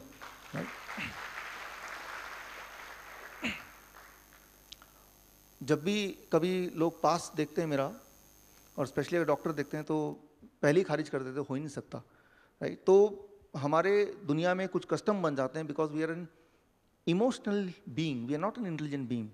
हम अपने कस्टम से अपने आप को जोड़ के देखते हैं, फिर वो कस्टम कितना भी गलत क्यों ना हो। तो अभी भी एक कस्टम चल रहा है कि हमें दवा खानी है, ये कस्टम का पार्ट है, ये रिलीजन का पार्ट है। इस रिलीजन का नाम है मेडिकल रिलीजन, लेकिन ये आपके फायदे का पार्ट नहीं है, ये तो पक्का है। और आज से अच्छा दिन नहीं हो सकता इससे आज़ादी पाने का, इसलिए इसको 14 अगस्त में रखा है, ताकि कल ना केवल खुद के लिए आज़ाद हो जाएं, राइट, इस दवा से मुक्ति मिल जाए, हमारे आसपास के जो लोग हैं उनको भी इससे आज़ाद कर दें। Thank you friends, thank you. लेकिन उसके लिए सब्जेक्ट को थोड़ा और डिटेल में समझना होगा आपको, ताकि करना क्या है वो एग्जैक्टली आप ठीक से बता पाएं। So that becomes the most important part of today's this programme, that is the cure. सारा जो खेल है वो इसलिए है कि हार्ट की बीमारी ना हो। इफ दैट इज सो, तो हार्ट की बीमारी कैसे ना हो, अगर किसी को हो भी गई तो क्या करें कि वो कुछ दिनों में ठीक हो जाए, that is the most important thing. और वही अभी हम डिस्कस करने जा रहे हैं इन नेक्स्ट 15 मिनट और 20 मिनट्स। और उसके बाद इस दौरान आपके दिमाग में बहुत सारे सवाल आ रहे होंगे और आएंगे भी। वाई? बिकॉज जो भी मैं बोल रहा हूँ, it is just the opposite of what you had been taught और यू हैड बीन थिंकिंग और you had been told about, right, और यू माइट हैव रेड। इसीलिए आपके दिमाग में बहुत सवाल आएंगे, तो जो भी सवाल है वो आप लिखते रहिए। इस मेरे लेक्चर के बाद will have a question answer round, उसमें भरपूर क्वेश्चन पूछिए, जितना हो सके क्वेश्चन पूछिए। इसलिए मत मान जाइए because I am saying, but you have to give your arguments, right. और जब सारे आर्गूमेंट डिस्कशन हो जाए, only then you believe, accept and then propagate. तो अब आता है क्योर का पार्ट। यहाँ पे हम डिवाइड करते हैं वुमेन्स एंड मेन। वुमेन्स के लिए क्या करना है, मेंस के लिए क्या करना है। शुरू करता हूँ वुमेन से। ब्रिटिश मेडिकल जर्नल, दुनिया का सबसे number 1 journal, most authentic journal, इस जर्नल का कहना है कि 19 बड़े स्टडीज हुए दुनिया में वुमेन्स के ऊपर, उनके कोलेस्ट्रॉल और हार्ट का कनेक्शन, और सारे स्टडीज से एक कंक्लूजन निकलता है, in case of womens there is no connection between heart disease and cholesterol. Is very clear. 2007 में सारे जितने सारे स्टडीज हुए, मेजर स्टडीज, उन सबका common conclusion, it came in British medical journal 2007, that there is no connection between cholesterol and heart disease. यानी कि cholesterol की चिंता करने की जरूरत नहीं, ना उसको मेजर करने की जरूरत है। जिस तरह से आपके जूते का साइज का कोई कनेक्शन हार्ट डिजीज से नहीं है ना, राइट, या है? एक थ्योरी निकल जाए जिसके जूते का साइज कम है वो ठीक है, जिसके ज्यादा है वो ठीक नहीं है, फिर ऐसा जूता बनाए जिससे जबरदस्ती साइज कम किया जाए, राइट। तो जिस तरह से आपके जूते का साइज कुछ भी हो सकता है, उससे हार्ट डिजीज का कोई कनेक्शन नहीं है, ठीक उसी तरह से there is no connection between having a cholesterol level and the heart disease. और ये सिर्फ ब्रिटिश मेडिकल जर्नल नहीं कह रही है, national heart lungs and blood institute, national heart lungs and blood institute, ये गवर्नमेंट ऑफ यूएस का अपना इंस्टीट्यूट है और उनका अपना वेबसाइट है। उसमें अगर आप जाके देखेंगे तो उसमें ही लिखा है, study on 80,000 women for cholesterol and the result is no impact on women, right. If you are a women, need not to worry about cholesterol, even need not to test it. ये तो बिल्कुल clear है, और वो medical science के through ही clear है। So 50% तो जो पेशेंट है वो नॉन पेशेंट तो अभी बन जाते हैं by seeing these 2 slides, right. तो अब अगर मेंस हैं तो क्या करें? अगर मेन हैं तो उस इसी तरह की और फाइंडिंग्स कहती हैं अगर आपकी उम्र 50 साल से ज़्यादा है, 50 ईयर से ज़्यादा है, तो भी आपका कोलेस्ट्रॉल के बढ़ने या घटने का कोई कनेक्शन ही नहीं है आपके हार्ट डिजीज़ के होने या ना होने से। और अगर 50 साल से कम है, राइट, और कोलेस्ट्रॉल की थोड़ी बहुत कनेक्शन दिखती है, देयर इज स्लाइट कनेक्शन कि कोलेस्ट्रॉल जिनका बढ़ा होता है उनके चांसेस हार्ट डिजीज के ज़्यादा होते हैं। लेकिन अगर कोलेस्ट्रॉल लोअरिंग ड्रग लेके उसको घटाएंगे तो वो कुछ ऐसा ही होगा जैसे बाल सफ़ेद है तो हम काले बाल कर करके समझ लेंगे कि हमारी बॉडी भी ठीक हो रही है। तो ये ज़रूर है अभी तक की फाइंडिंग में कि 50 साल से नीचे के लोग वालों का अगर कोलेस्ट्रॉल थोड़ा बढ़ा होगा तो there is a slight chance that it may indicate little bit of heart disease, but that do not mean कि आप उसको ज़बरदस्ती घटाना शुरू कर दें by taking medication। क्योंकि जितने सारे ट्रायल हुए मेडिसिन के ऊपर, चाहे हम पहला ट्रायल ले लें 1998 का या आखिरी ट्रायल ले लें जो अभी रिलीज हुई है अप्रैल 3, 2016, पहला ट्रायल की रिपोर्ट मेरे यहाँ पे है इसी वक्त, और आखिरी ट्रायल जो अभी रिलीज हुई है उसकी भी पूरी रिपोर्ट यहीं पे इसी वक्त, राइट। और बीच वाले ट्रायल के बारे में मैंने बताया, या वो सारी रिपोर्ट भी मेरे पास है। ट्रायल ये कहती है कि दवा से कोलेस्ट्रॉल घटाएंगे तो नंबर घट जाएगा, रिस्क फैक्टर नहीं घटेगा, राइट। नंबर घटना और रिस्क फैक्टर घटना दो डिफरेंट बातें हैं, ट्राई टू अंडरस्टैंड, राइट। मैं आपको एक उदाहरण देता हूं इसको समझाने के लिए। आपका हैप्पीनेस टेस्टिंग किया गया था जब आप आ रहे थे? हैप्पीनेस कितने हैं आप में से पार्टिसिपेंट जिनके रीडिंग 20 से कम है? हाथ रेस करें। 20 से कम, 20 या 20 से कम, ओके। अच्छा, जिनके 20 और 40 के बीच में है वो हाथ रेस करें, ओके, काफ़ी। जिनका 40 और 60 के बीच में है, और जिनका 60 और 100 के बीच में है वो है, ठीक है, राइट। अब ये टेस्टिंग क्यों कराया, इसका मकसद क्या था, इसका मतलब क्या है? ये एक मशीन है जो कुछ साल पहले हमने अपने दोस्तों से मिलके इसको इन्वेंट किया, फिर IIT दिल्ली के रिसर्च सेंटर से अप्रूव किया। और इसमें क्या होता है, बायो फीडबैक कहते हैं, बायो फीडबैक। आप जैसा सोचते हैं वो सोच एक इलेक्ट्रिकल सिग्नल की तरह पूरे बॉडी में बहती है, और उस सोच को उस मशीन के थ्रू उसकी रीडिंग हम पता कर सकते हैं। ये कोई बड़ी बात नहीं है, बायो फीडबैक कहते हैं। और इसका ये मतलब है जिनकी रीडिंग 1 से 20 के बीच में है, 20 से नीचे है या 20 तक है, they are the happiest state of mind, सबसे ज़्यादा खुश। Thank you. मुझे पता आप उल्टा ही सोच रहे होंगे, राइट। जिनका 20 और 40 के बीच में है, they are in a stable state of mind, हाँ सब ठीक है, राइट, इवन ओके, राइट। जिनका 40 और 60 के बीच में है, they are in anxiety, right, anxiety state of mind, मतलब थोड़ा सा गड़बड़ है। और जिनका उससे ऊपर है, they are in a depressed state of mind. तो खैर वो लोग अभी तक खुश हो रहे थे तो बराबर हो गया, राइट। तो यहां तक तो सब ठीक है। लेकिन अब मैं क्या करता हूं, मैं और आप मिलकर एक बिजनेस शुरू करते हैं। उस बिजनेस में एक छोटा सा सोल्यूशन निकालते हैं, एक केमिकल बनाते हैं, एक ट्यूब, एक क्रीम। वो दोनों क्रीम, वो क्रीम क्या करेंगे, हम फिंगर में लगा देंगे। तो उससे क्या हो जाएगी, वो जो इलेक्ट्रिक सिग्नल ठीक से पास नहीं होगा, उससे नंबर कम आएगी। और मैं ये बोलूं कि मैंने एक ऐसी क्रीम बनाई उससे आपकी हैप्पीनेस बढ़ जाती है, यानी कि नंबर कम हो जाता है। और पहले नंबर करके देख लीजिए। अब आप ये क्रीम रोज लगाइए दिन में 2 बार, और हमारे लैब में आके नंबर दोबारा देख लीजिए, और जैसे नंबर देखेंगे तो कम है, यानी कि आपकी हैप्पीनेस ज्यादा है ना फिर, right. Thank you friend, thank you, thank you. तो ये बात ठीक है कि जिनका नंबर कम है वो ज़्यादा हैप्पी होंगे उस वक्त, अभी हो सकता है नंबर चेंज हो जाए, राइट। और जिनके नंबर ज़्यादा हैं तो वो थोड़ा एंजाइटी में या सीरियस माइंड में होंगे। That is one part of it. ये यहाँ तक थ्योरी ठीक है। लेकिन अगर क्रीम बना के यहाँ पे मैं जबरदस्ती शो करूँ नंबर कम हो गया, तो उससे रीडिंग के कम होने से आपका स्टेट ऑफ माइंड कम हो गया, ये चेंज हो गया। दैट इज़ समथिंग, राइट, जो कि यहाँ पे लॉजिक नहीं है। यहाँ पे दिस बिजनेस, इसे कहते हैं डिजीज मॉन्जरिंग। इसे कहते हैं डिजीज मॉन्जरिंग, मतलब भय का व्यापार, जहां एक बीमारी को इन्वेंट कर लिया और उसको बीमारी का नाम दे दिया, वो बीमारी था नहीं, लेकिन ऐसे ही कुछ बना दिया जिससे लोगों को भय लगे और उस भय से वो बिजनेस हो।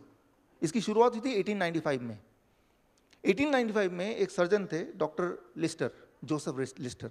वो सर्जन भी थे और उनकी एक फैक्ट्री चलती थी, सीमेंट की फैक्ट्री चलती थी, राइट, और फ्लोर क्लीनर की फैक्ट्री चलती थी। कुछ फैक्ट्रीज जो चल नहीं रही थी, उनका पेशा भी ठीक से चल नहीं रहा था, तो उन्होंने क्या किया, उनमें से कुछ फैक्ट्री बंद कर दी, लेकिन जो फ्लोर क्लीनिंग की जो फैक्ट्री थी, उनका जो सोल्यूशन था उनको छोटे छोटे बॉटल में डाल दिया और बोला कि इससे अगर आप माउथ क्लीन करेंगे तो बड़ा अच्छा साफ होगा। उसको फ्लोर क्लीनर को माउथ क्लीनर बना दिया, और ऐसा उन्होंने मार्केट किया 1895 में, कुछ बिका नहीं, लोगों को जचा नहीं। फिर 5 साल बाद जब वो फेल हो गए, उन्हें आइडिया आया, मुंह के बदबू का एक नाम रखा उन्होंने, right, and then he started selling कि ये तो एक डिजीज है, right, it is a disease, halitosis, कि मुंह के बदबू को बोलते हैं हेलिटोसिस। अब डॉक्टर के पास जाते हैं, डॉक्टर क्या हो गया, डॉक्टर ने बोला आपको तो हेलिटोसिस की बीमारी है। अरे बाप रे, हेलिटोसिस है मुझे, तो क्या करना होगा, आपको ये लेना होगा। आप में से कुछ लोग लेते होंगे, डॉक्टर लिस्टर की वो प्रोडक्ट अभी तक सुपर हिट है, उसका नाम है लिस्ट्रीन। कितने लोग लेते हैं, राइट? सो लिस्ट्रीन, और 1895 में वो पहला ऐसा प्रोडक्ट था जो डिजीज मॉनिटरिंग पे बेस्ड था, कि किसी भी एक सिचुएशन को एक डिजीज का नाम दे दिया, उससे भय पैदा हो गया और उससे आप वो खरीदना शुरू कर दिया, Listerine. So cholesterol is also a disease monitoring case. ये ज़रूर हो सकता है कि कुछ लोगों में 50 साल से नीचे वाले जो मेल्स हैं, हायर कोलेस्ट्रॉल में भी little bit of risk for heart disease, but it certainly do not mean कि आप अगर स्टैटिन से उसको कम करेंगे तो रिस्क भी कम होगा। दैट इज समथिंग जो कि गड़बड़ है, राइट, वहाँ की नॉलेज गड़बड़ है। लेकिन ये कि जब तक आप दवा लेंगे नहीं तब तक वो बिजनेस होगा नहीं। खैर, अभी आज घर जाके क्या करेंगे, अभी यहाँ से घर जाएंगे तो what is the first thing you have to do, second step क्या होगा, थर्ड स्टेप क्या होगा, 3 स्टेप आपको बताने वाला हूँ। वो 3 स्टेप आपके हार्ट को प्रोटेक्ट करेगी, इतना ज़्यादा कि आपकी मजबूरी हो जाएगी 1 हफ्ते के अंदर आपको अपना ब्लड प्रेशर की गोली, ब्लड शुगर की गोली, blood thinners, you have to throw it out, क्योंकि ब्लड प्रेशर नॉर्मल हो जाएगा और दवा लेंगे तो सब नॉर्मल, बिलो नॉर्मल आ जाएगा। ब्लड शुगर नॉर्मल हो जाएगा और दवा लेंगे तो और नीचे चला जाएगा, which is too dangerous. Step 1, आज घर जाके क्या करना है, स्टेप 1, थ्रो द स्टैटिन। उठा के देखिए नियरेस्ट डस्टबिन क्या है, वहां फेंक दीजिए। जानवरों को भी मत दीजिए, उनके लिए भी बहुत ज्यादा कोलेस्ट्रॉल वाली। Thank you friends. कोलेस्ट्रॉल वाली, कोलेस्ट्रॉल की दवा कौन सी है, कोई भी दवा में लास्ट में स्टैटिन लिखा होगा तो that is a medicine for cholesterol, right, statin. अब इसको थोड़ा समझने की जरूरत है, ये क्या करती है और आपको क्या करना है सेकेंड एंड थर्ड स्टेप के लिए। आप सांसें ले रहे हैं, you take oxygen in, then up is the carbon dioxide out. जब कार्बन डाइऑक्साइड बाहर आया, यहां से शुरू होती है कोलेस्ट्रॉल की कहानी। कैसे, समझिए इसको। वो कार्बन डाइऑक्साइड कहाँ गया, वो प्लांट के अंदर गया, प्लांट टेक इट, और वो वाटर H2O के साथ मिला के सनलाइट के प्रेजेंस में उसको बना देता है ग्लूकोज। ग्लूकोज यानी कि फूड, यानी कि फ्रूट्स या वेजिटेबल्स, वो खाना हम खाते हैं और खाते ही एक केमिकल बॉडी बनाता है एसिटाइल CoA, एसिटाइल कोएंजाइम, और वो वाला केमिकल एक और केमिकल बनाता है, इसे कहते हैं HMG कोएंजाइम, और वो केमिकल फिर एक इंपॉर्टेंट केमिकल मेवलोनिक एसिड बनाता है या मेवलोनेट पाथवेज बनाता है, राइट। ये थोड़ा कॉम्प्लिकेटेड है लेकिन अभी आसान हो जाएगा। और इससे कई सारे केमिकल्स बनते हैं, इनमें से एक केमिकल है कोलेस्ट्रॉल, राइट, इनमें से एक केमिकल है कोलेस्ट्रॉल। इस तरह से कोलेस्ट्रॉल की पैदाइश होती है। अब इनमें से जो ये केमिकल है, इनका कुछ काम है, इसका कुछ काम है, इसका कुछ काम है, इसका कुछ काम है, तभी बॉडी बना रही है। सारे इंपॉर्टेंट है, सारे जरूरी है हमारे बॉडी के लिए। जब आप कोलेस्ट्रॉल की दवा लेते हैं तो वो दवा कोलेस्ट्रॉल कम कैसे करता है, वो दवा यहां पे काम करता है, इसको ब्लॉक कर देता है यहां पे। तो यहां ब्लॉक हुआ तो क्या हुआ, कोलेस्ट्रॉल बनना बंद हो गया, लेकिन साथ में क्या हुआ, और बाकी सब भी बंद हो गए। अब इनमें सबसे इंपॉर्टेंट है दिस CoQ10। CoQ10 को आप क्या बोल सकते हैं, CoQ10 ये केमिकल क्या करता है, it is very simple. Spark plug आपने देखा, उस स्पार्क प्लग में नीचे यहां पे थोड़ा सा ये जो स्पार्क होता है, दिस इज अ स्टोन, और जिससे हमारी गाड़ी स्टार्ट होती है। CoQ10 is a spark plug of the body, spark plug for the heart. और जब यहाँ पे आप देखते हैं, यहाँ पे जो छोटा सा कार्बन वाला पार्ट है वो जैसे जैसे कम होता है, हाँ, आपको इसकी डिस्टेंस को कभी कभी स्कूटर से निकाल के रीएडजस्ट करना पड़ता है, क्या है, right? तो ये जो है दैट इज CoQ10। जब वो कम होगा तो आपको डॉक्टर के पास जाना पड़ेगा, डॉक्टर बोलेगा चलो मैं आपको CoQ10 की गोली भी लिख देता हूं, तो यानी कि वो रीएडजस्ट कर रहा है। एक तो एक तरफ कम कर दिया, फिर दूसरी तरफ डॉक्टर ने उसको पूरा कर दिया, राइट?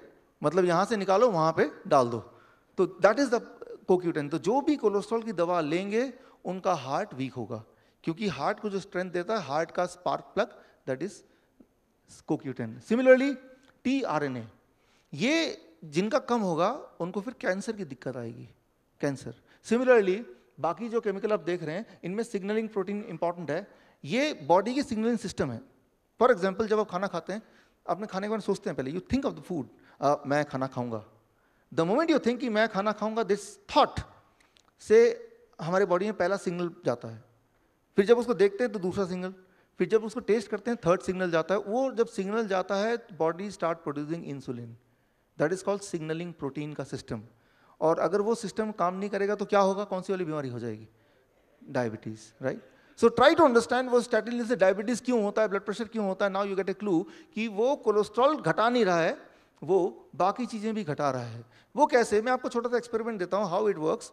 फॉर एग्जाम्पल आपके यादगार के लिए, मान लीजिए डाल है मेरे पास, इसमें फूल हैं, पत्ते हैं, कांटे भी हैं, राइट? कांटे ठीक नहीं है, मान लीजिए कांटे इज कोलेस्ट्रॉल, लेकिन बाकी जो फूल पत्ते हैं 2000 CoQ10 और बाकी इंपॉर्टेंट केमिकल्स। और मैं आपको औजार देता हूँ, ये कैंची, ऐसा करना, इस कांटों को ना काट देना, कांटे ठीक नहीं है, कोलेस्ट्रॉल हमारे लिए ज़रूरी नहीं है। तो क्या आप क्या करेंगे, कांटे काटने जाएंगे तो क्या कट जाएगा, पूरी डाल ही कट जाएगी। उसमें फूल भी था, उसमें पत्ते भी थे, उसमें फल भी था, सारी डाल कट गई और वो अपने कांटे भी चले गए। सो this is called the cholesterol loading drug statin, right? और ये पूरा पाथ है। Thank you friends, thank you. और जब आप वो दवा ले रहे हैं तो काट यहाँ रहे हैं, जड़ को काट रहे हैं। और ये हमने किसी ने बताया नहीं कि भाई ये यहाँ से कट रहा है, ना कि कोलेस्ट्रॉल इटसेल्फ को काट रहे हैं, ना कि वो कांटे। अगर वो कांटे हैं तो पहली बात तो cholesterol is not equal to कांटे, वो कांटे हैं ही नहीं। अगर वो है भी, राइट, तो वो कांटे को थोड़ा ना काट रहे हैं, वो तो सबको काट रहे हैं, तो इक्वली कांटे भी कट जा रहे हैं। तो अच्छा, इसका प्रूफ क्या है? आप किसी भी डॉक्टर से पूछिए, स्टैटिन तो हो गया नॉर्मल नेम, इसका साइंटिफिक नेम क्या है? What is scientific name for statin? इसका साइंटिफिक नेम क्या है? HMG CoA inhibitor. मतलब HMG एंजाइम को वहीं पे ब्लॉक करता है, यही इसका नाम है। तो नाम से इसकी पहचान है। इसका नाम कोलेस्ट्रॉल लोडिंग ड्रग नहीं है, इसका नाम कोलेस्ट्रॉल इनहिबिटर नहीं है, इसका नाम HMG को एंजाइम इनहिबिटर है। तो HMG को एंजाइम इनहिबिटर क्यों है? क्योंकि वहां पे काटता है, ना कि कोलेस्ट्रॉल को यहां पे रोकता है, राइट? अच्छा, ये जो पूरा ब्रांच है, कुछ रेयर केस में बच्चों में जो बच्चे पैदा होते हैं, राइट, उनमें उसमें ये ताकत नहीं होती है पूरा ब्रांच बनाने की। तो उन बच्चों में एक बीमारी होती है, वो बीमारी आपने देखी मूवी पा, जो 2 साल की उम्र में 50 साल 60 साल के लगने लगते हैं। सो ट्राई टू अंडरस्टैंड, अगर ये केमिकल का ये पूरा ब्रांच ना हो किसी बच्चे में पैदा होते ही, तो विद इन 2 ईयर्स ऐसा दिखेगा कि वो एक 60 साल का 80 साल का आदमी है। और अगर हमारे जीते जी अगर वो ब्रांच कट गया या कम हो गया, तो हमारा बुढ़ापे की जो स्पीड है वो बढ़ जाएगी धीरे धीरे, right? So here you can understand and link कि you are not reducing the cholesterol itself, you are reducing the complete branch of it, right? जो कि कितना ज़्यादा लीथल है, कितना ज़्यादा डेंजरस है, जिससे बहुत सारी बीमारियां आती हैं, जैसे मैंने आपको बताया कैंसर से लेकर डायबिटीज़ तक। अब यहाँ पे इंपॉर्टेंट बात, हार्ट की डिजीज़ होती क्यों है फिर? कोलेस्ट्रॉल रिस्पॉन्सिबल नहीं है तो हार्ट की डिजीज़ क्यों होती है? वो सिंपल है कि हार्ट के आर्टरीज में there are some blockages. Simple, heart की आर्टरीज में देयर आर सम ब्लॉकेजेस। वो ब्लॉकेजेस होते हैं तो ब्लड सर्कुलेट नहीं हो पा रहा, ऑक्सीजन सर्कुलेट नहीं हो पा रहा, हार्ट को पूरी तरह से न्यूट्रिशन नहीं मिल रहा, एंड हार्ट पूरी तरह से काम नहीं कर पा रहा। एक दिन होगा ब्लॉकेज 100% हो जाएगा, एंड दैट में be the heart attack, right? उन सेल्स को नरिशमेंट नहीं मिलेगी। अब ये जो ब्लॉकेज है, इसको अगर आप निकालेंगे, निकाल के माइक्रोस्कोप के अंदर डालेंगे कि ये ब्लॉकेज बना किस चीज़ का है, तो आप पाएंगे कि उसमें कोलेस्ट्रॉल मिलेगा। इसका मतलब ये हो कोलेस्ट्रॉल कारण हुआ ना। कोई डॉक्टर बोलेगा उसको देखो वो तो कोलेस्ट्रॉल है, तो कोलेस्ट्रॉल कारण हुआ। अच्छा, एक काम करेंगे, मान लीजिए कहीं देखते कि पूरी बिल्डिंग गिर गई, जाके देखो बिल्डिंग में क्या गिरा, देखा बहुत सारी ईंटें पड़ी हुई है। अच्छा, ईंटें कारण है, आगे से ना जब बिल्डिंग बने ईंटें कम कर दो, प्रॉब्लम खत्म हो जाएगी, राइट? हाँ, जब बिल्डिंग गिरेगी तो ईंटें ही दिखेंगे, जाहिर सी बात है, क्योंकि बिल्डिंग ईंटों का बना होता है। जैसे कोलेस्ट्रॉल का ही वो आर्टरीज बने हैं तो कोलेस्ट्रॉल दिखेंगे, लेकिन वो कारण नहीं हो सकता, right? Similarly it is true that the blockages are made up of cholesterol, but cholesterol may not be the reason. Right. अगर ऐसा होता तो जिन लोगों के हाई कोलेस्ट्रॉल है उन्हीं में हार्ट डिजीज होता, लो कोलेस्ट्रॉल में हार्ट डिजीज नहीं होता, जबकि इसका उल्टा ही देखा गया है, राइट। अब पहला। दूसरा सबसे इंपॉर्टेंट बात, अगर कोलेस्ट्रॉल की वजह से ब्लॉकेज होता है तो कभी भी ब्लॉकेज वेन्स में क्यों नहीं होता? देखिए, दो तरह के ब्लड वेसल्स हैं। एक तो वो ब्लड है जो साफ ब्लड यानी कि हार्ट से खून को बॉडी में सर्कुलेट करता है, और दूसरा वो ब्लड वेसल है जो बाकी ऑर्गन से खून को वापस हार्ट में ले जाता है, यानी गंदा खून को ले जाता है। सो नीले कलर का है वेन्स, लाल कलर का है आर्टरीज। अगर और कोलेस्ट्रॉल सब में एक जैसा ही सर्कुलेट करता है, तो अगर कोलेस्ट्रॉल रिस्पॉन्सिबल है ब्लॉकेज का, तो वेन्स में भी तो ब्लॉकेज होने चाहिए ना, वहां तो नहीं पाए जाते। So cholesterol can not be responsible, had it been so the blockage would have been even in the veins, क्योंकि वेन्स में भी उतना ही कोलेस्ट्रॉल फ्लो करता है जितना कि आर्टरीज में करता है। सो ये एक आर्गुमेंट है। अब इससे एक सवाल आता है, फिर क्या, कैसे या क्या कारण से हार्ट डिजीज होता है? What is the main cause of heart disease? अगर कोलेस्ट्रॉल से नहीं होता, उस ब्लॉकेज में भी कोलेस्ट्रॉल है तब भी उससे नहीं होता, तो एक्चुअल कारण क्या है? इसके लिए मैं 3 क्लू दूंगा आपको। उस 3 क्लू के अंदर आप ढूंढेंगे आंसर क्या है। 3 वेरी इंटरेस्टिंग क्लू। पहला क्लू, सर्कुलेशन 2006, वेरी इंपॉर्टेंट। ये देखा गया कि ब्लॉकेज जहां भी है वहां पे 50 अलग अलग तरह के बैक्टीरिया पाए गए हैं। हमेशा जब भी कहीं ब्लॉकेज होगा, ब्लॉकेज के आसपास 50 different kind of bacteria are found. That is clue 1। Clue 2, जहां पे ब्लॉकेज है वहां की टेम्परेचर हमेशा ज्यादा होती है in comparison to rest of the body, rest of the arteries. Clue number 2, जिस तरह से जब भी इन्फेक्शन हो जाता है हमारे बॉडी की टेम्परेचर ज्यादा नहीं हो जाती, वो क्यों होती है? ताकि temperature is a tool, temperature की मदद से बॉडी उस वायरस को किल करता है। तो टेम्परेचर ज्यादा होना कोई बीमारी नहीं है, it is a method by which the body is trying to counter the germs. Similarly, thank you friends, thank you. Similarly clue 3, ये देखा गया कि 1/3 हार्ट अटैक के पेशेंट्स का रिकॉर्ड देखा गया कि उनके हार्ट अटैक आने से जस्ट पहले उनको कोई ना कोई इन्फेक्शियस डिजीज हुआ था, उसके बाद ही उनका हार्ट अटैक आया है। तो ये क्लू नंबर 3। अब इन तीनों क्लू के अंदर ही आपका जवाब है। ये सारी चीज़ें 2000 के बाद ही, 2000 के बाद ही सारी चीज़ें मेडिकल साइंस को थोड़ी बहुत पता चली है, उससे पहले ये सब चीज़ें नहीं पता थी। इसको समझने की कोशिश करते हैं, इन तीनों क्लू को जोड़ते हैं टू गेट द आंसर कि क्या, कैसे हार्ट डिजीज होता है और कैसे उसको रोका जाए। Attack by germs on the inner wall of arteries, the most important thing. Conclusion is, जहां पे भी हार्ट डिजीज जो भी आर्टरीज हैं वहां पे पाया गया कि जर्म्स अटैक करती हैं। हमारे पूरे ब्लड में जर्म्स सर्कुलेट होती हैं, दैट इज वेरी नॉर्मल, लेकिन हम में से कुछ लोगों के, कुछ पेशेंट के केस में कहीं कहीं वो जर्म्स अटैक करती हैं। लेकिन जर्म्स कहीं कहीं अटैक करती है, हर जगह क्यों नहीं करती है? वहीं अटैक करेगी जहां पे इंडोथेलियम डिसफंक्शन होगा। इंडोथेलियम वेरी सिंपल, ब्लड वेसल का जो सबसे अंदरूनी हिस्सा है जिसको ब्लड टच करते हुए जाता है, जिसको कोलेस्ट्रॉल टच करते हुए जाता है, उसे कहते हैं इंडोथेलियम लेयर। लेकिन हम में से कुछ लोगों के केस में वो इंडोथेलियम लेयर कमजोर होता है, राइट, और उसमें जर्म्स अटैक आसानी से कर सकती है। लेकिन अगर ऐसा है तो वेन्स के एंडोथेलियम लेयर में क्यों नहीं जर्म्स अटैक करती है? ये एक इंपॉर्टेंट क्वेश्चन है। इसको जवाब देने के लिए I will take the example of this. मान लीजिए ये बलून है, इसके अंदर एयर का प्रेशर है। अगर एयर बढ़ा दूंगा तो प्रेशर बढ़ जाएगा ना इसका। अगर इसका प्रेशर बढ़ जाएगा तो इसका जो आउटर लेयर है या इनर लेयर है उसका डैमेज के चांसेस ज़्यादा हैं, या प्रेशर कम रहेगा तो चांसेस ज़्यादा हैं? पहला या दूसरा? प्रेशर ज़्यादा होगा तो डैमेज होना आसान है, ये तो क्लियर है हमें। अब देखिए, ह्यूमन बॉडी में हमेशा क्या होता है कि आर्टरीज के अंदर जो ब्लड प्रेशर होता है वो कम से कम 100 गुना ज़्यादा होता है in comparison to the blood pressure in the veins. Arteries के वॉल्स में जो प्रेशर होता है वो 100 टाइम ज़्यादा होता है, यानी कि वहाँ पे डैमेज होने की पॉसिबिलिटी ज़्यादा होती है, यानी कि वहाँ पे जर्म्स अटैक आसानी से कर सकते हैं, राइट। लेकिन एंडोथेलियम लेयर, पहला तो एंडोथेलियम लेयर कमज़ोर हो, ऊपर से प्रेशर ज़्यादा है, दोनों मिला के जर्म्स के लिए आसान हो जाता है वहाँ अटैक करना। अब क्वेश्चन ये है कि अंदर का एंडोथेलियम लेयर यानी कि इनर लेयर कमज़ोर क्यों होता है? उसका कारण है लो नाइट्रिक ऑक्साइड प्रोडक्शन। जब भी आपका बॉडी के अंदर नाइट्रिक ऑक्साइड प्रोडक्शन कम होगा तब एंडोथेलियम लेयर डैमेज होगा। जब भी वो डैमेज होगा जहाँ जहाँ प्रेशर ज़्यादा है वो तो आर्टरीज में होती है, जर्म्स बॉडी में ऑलरेडी सर्कुलेट कर रहे हैं, वो सब में होता है, वो जर्म्स वहाँ अटैक करेंगे। जब वो अटैक करेंगे तो क्या होगा, वहाँ पे घाव हो जाएगा।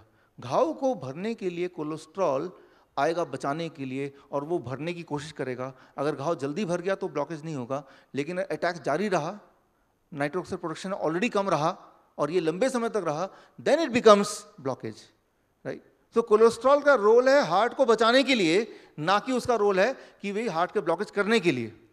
बट उस प्रोसेस के through, thank you friends, thank you, but उस प्रोसेस के थ्रू जब वो प्रोसेस चल रहा है, तब अगर एंडोथेलियन लेयर कमजोर ही रहता रहे और जर्म्स ज्यादा हो बॉडी में, इन्फेक्शन पहले से ही हो, कोई वायरल फीवर ऑलरेडी चल रहा हो, दैट इज द टाइम जब वो इन्फेक्शन जीत सकता है, right, in comparison to cholesterol. उस लड़ाई में that will form the blockage, right? So यहाँ पे important है attack by germs on weak arteries on the inner wall, जिससे inflammation कहते हैं। inflammation को हिंदी में बोलेंगे सूजन।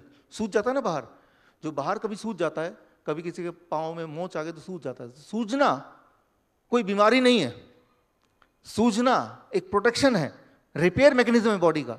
सिमिलरली अंदर भी सूज जाता है, लेकिन अगर नाइट्रिक ऑक्साइड प्रोडक्शन कम रहती रहे, इन्फेक्शन लगातार अटैक करते रहे, तो उसको मैनेज करने के कोलेस्ट्रॉल वहां पे जमता रहे, सम टाइम वो ब्लॉकेज ज्यादा हो गया, फ्लो ब्लॉक हो गया, that is called heart disease, that is called heart attack, right. So यहां पे कुल मिला के कुछ ऐसा आता है, इन्फ्लेमेशन, उसमें cholesterol try to cover it up and that leads to blockages. तो अब सोल्यूशन क्या है? What is the solution? क्या करना होगा? सिंपली, अच्छा बताइए क्या सोल्यूशन है? यहां पे क्या हो जाए तो ये सारा प्रोसेस बीच में रुक सकता है? Nitric oxide. सिंपल सोल्यूशन कि अगर हम कुछ ऐसा करें कि हमारी बॉडी की नाइट्रिक ऑक्साइड प्रोडक्शन को दोबारा से बढ़ा दें, जैसे ही वो बढ़ाएंगे तो सारा चीज बैलेंस में आ जाएगा। कितनी देर में? कुछ दिनों में बैलेंस में आ जाएगा, with in few days, right. अब वो फॉर्मूला क्या है? वो फॉर्मूला क्या है जिससे कि नाइट्रिक ऑक्साइड प्रोडक्शन बढ़ जाएगा? दिस मीन्स कि अब जो आने वाला है ये आपके पूरे लेक्चर का सबसे इंपॉर्टेंट पार्ट है, क्योंकि इसी को आपको कल से या आज से फॉलो करना है। The most important part, formula to cure heart disease, that you know nitric oxide production. अगर नाइट्रिक ऑक्साइड प्रोड्यूस होगा ज्यादा तो ऑटोमेटिकली वो सारी चीजें will be taken care of. अब सवाल यह था कि what I should do right now so that my body produce enough nitric oxide, right. ये आपका सिर्फ एक सवाल है। उसका जवाब ये है, स्टेप 1 मैंने आपको ऑलरेडी बताया था। स्टेप 1 क्या था? बताया था मैंने, थ्रो द स्टैटिन। व्हाई?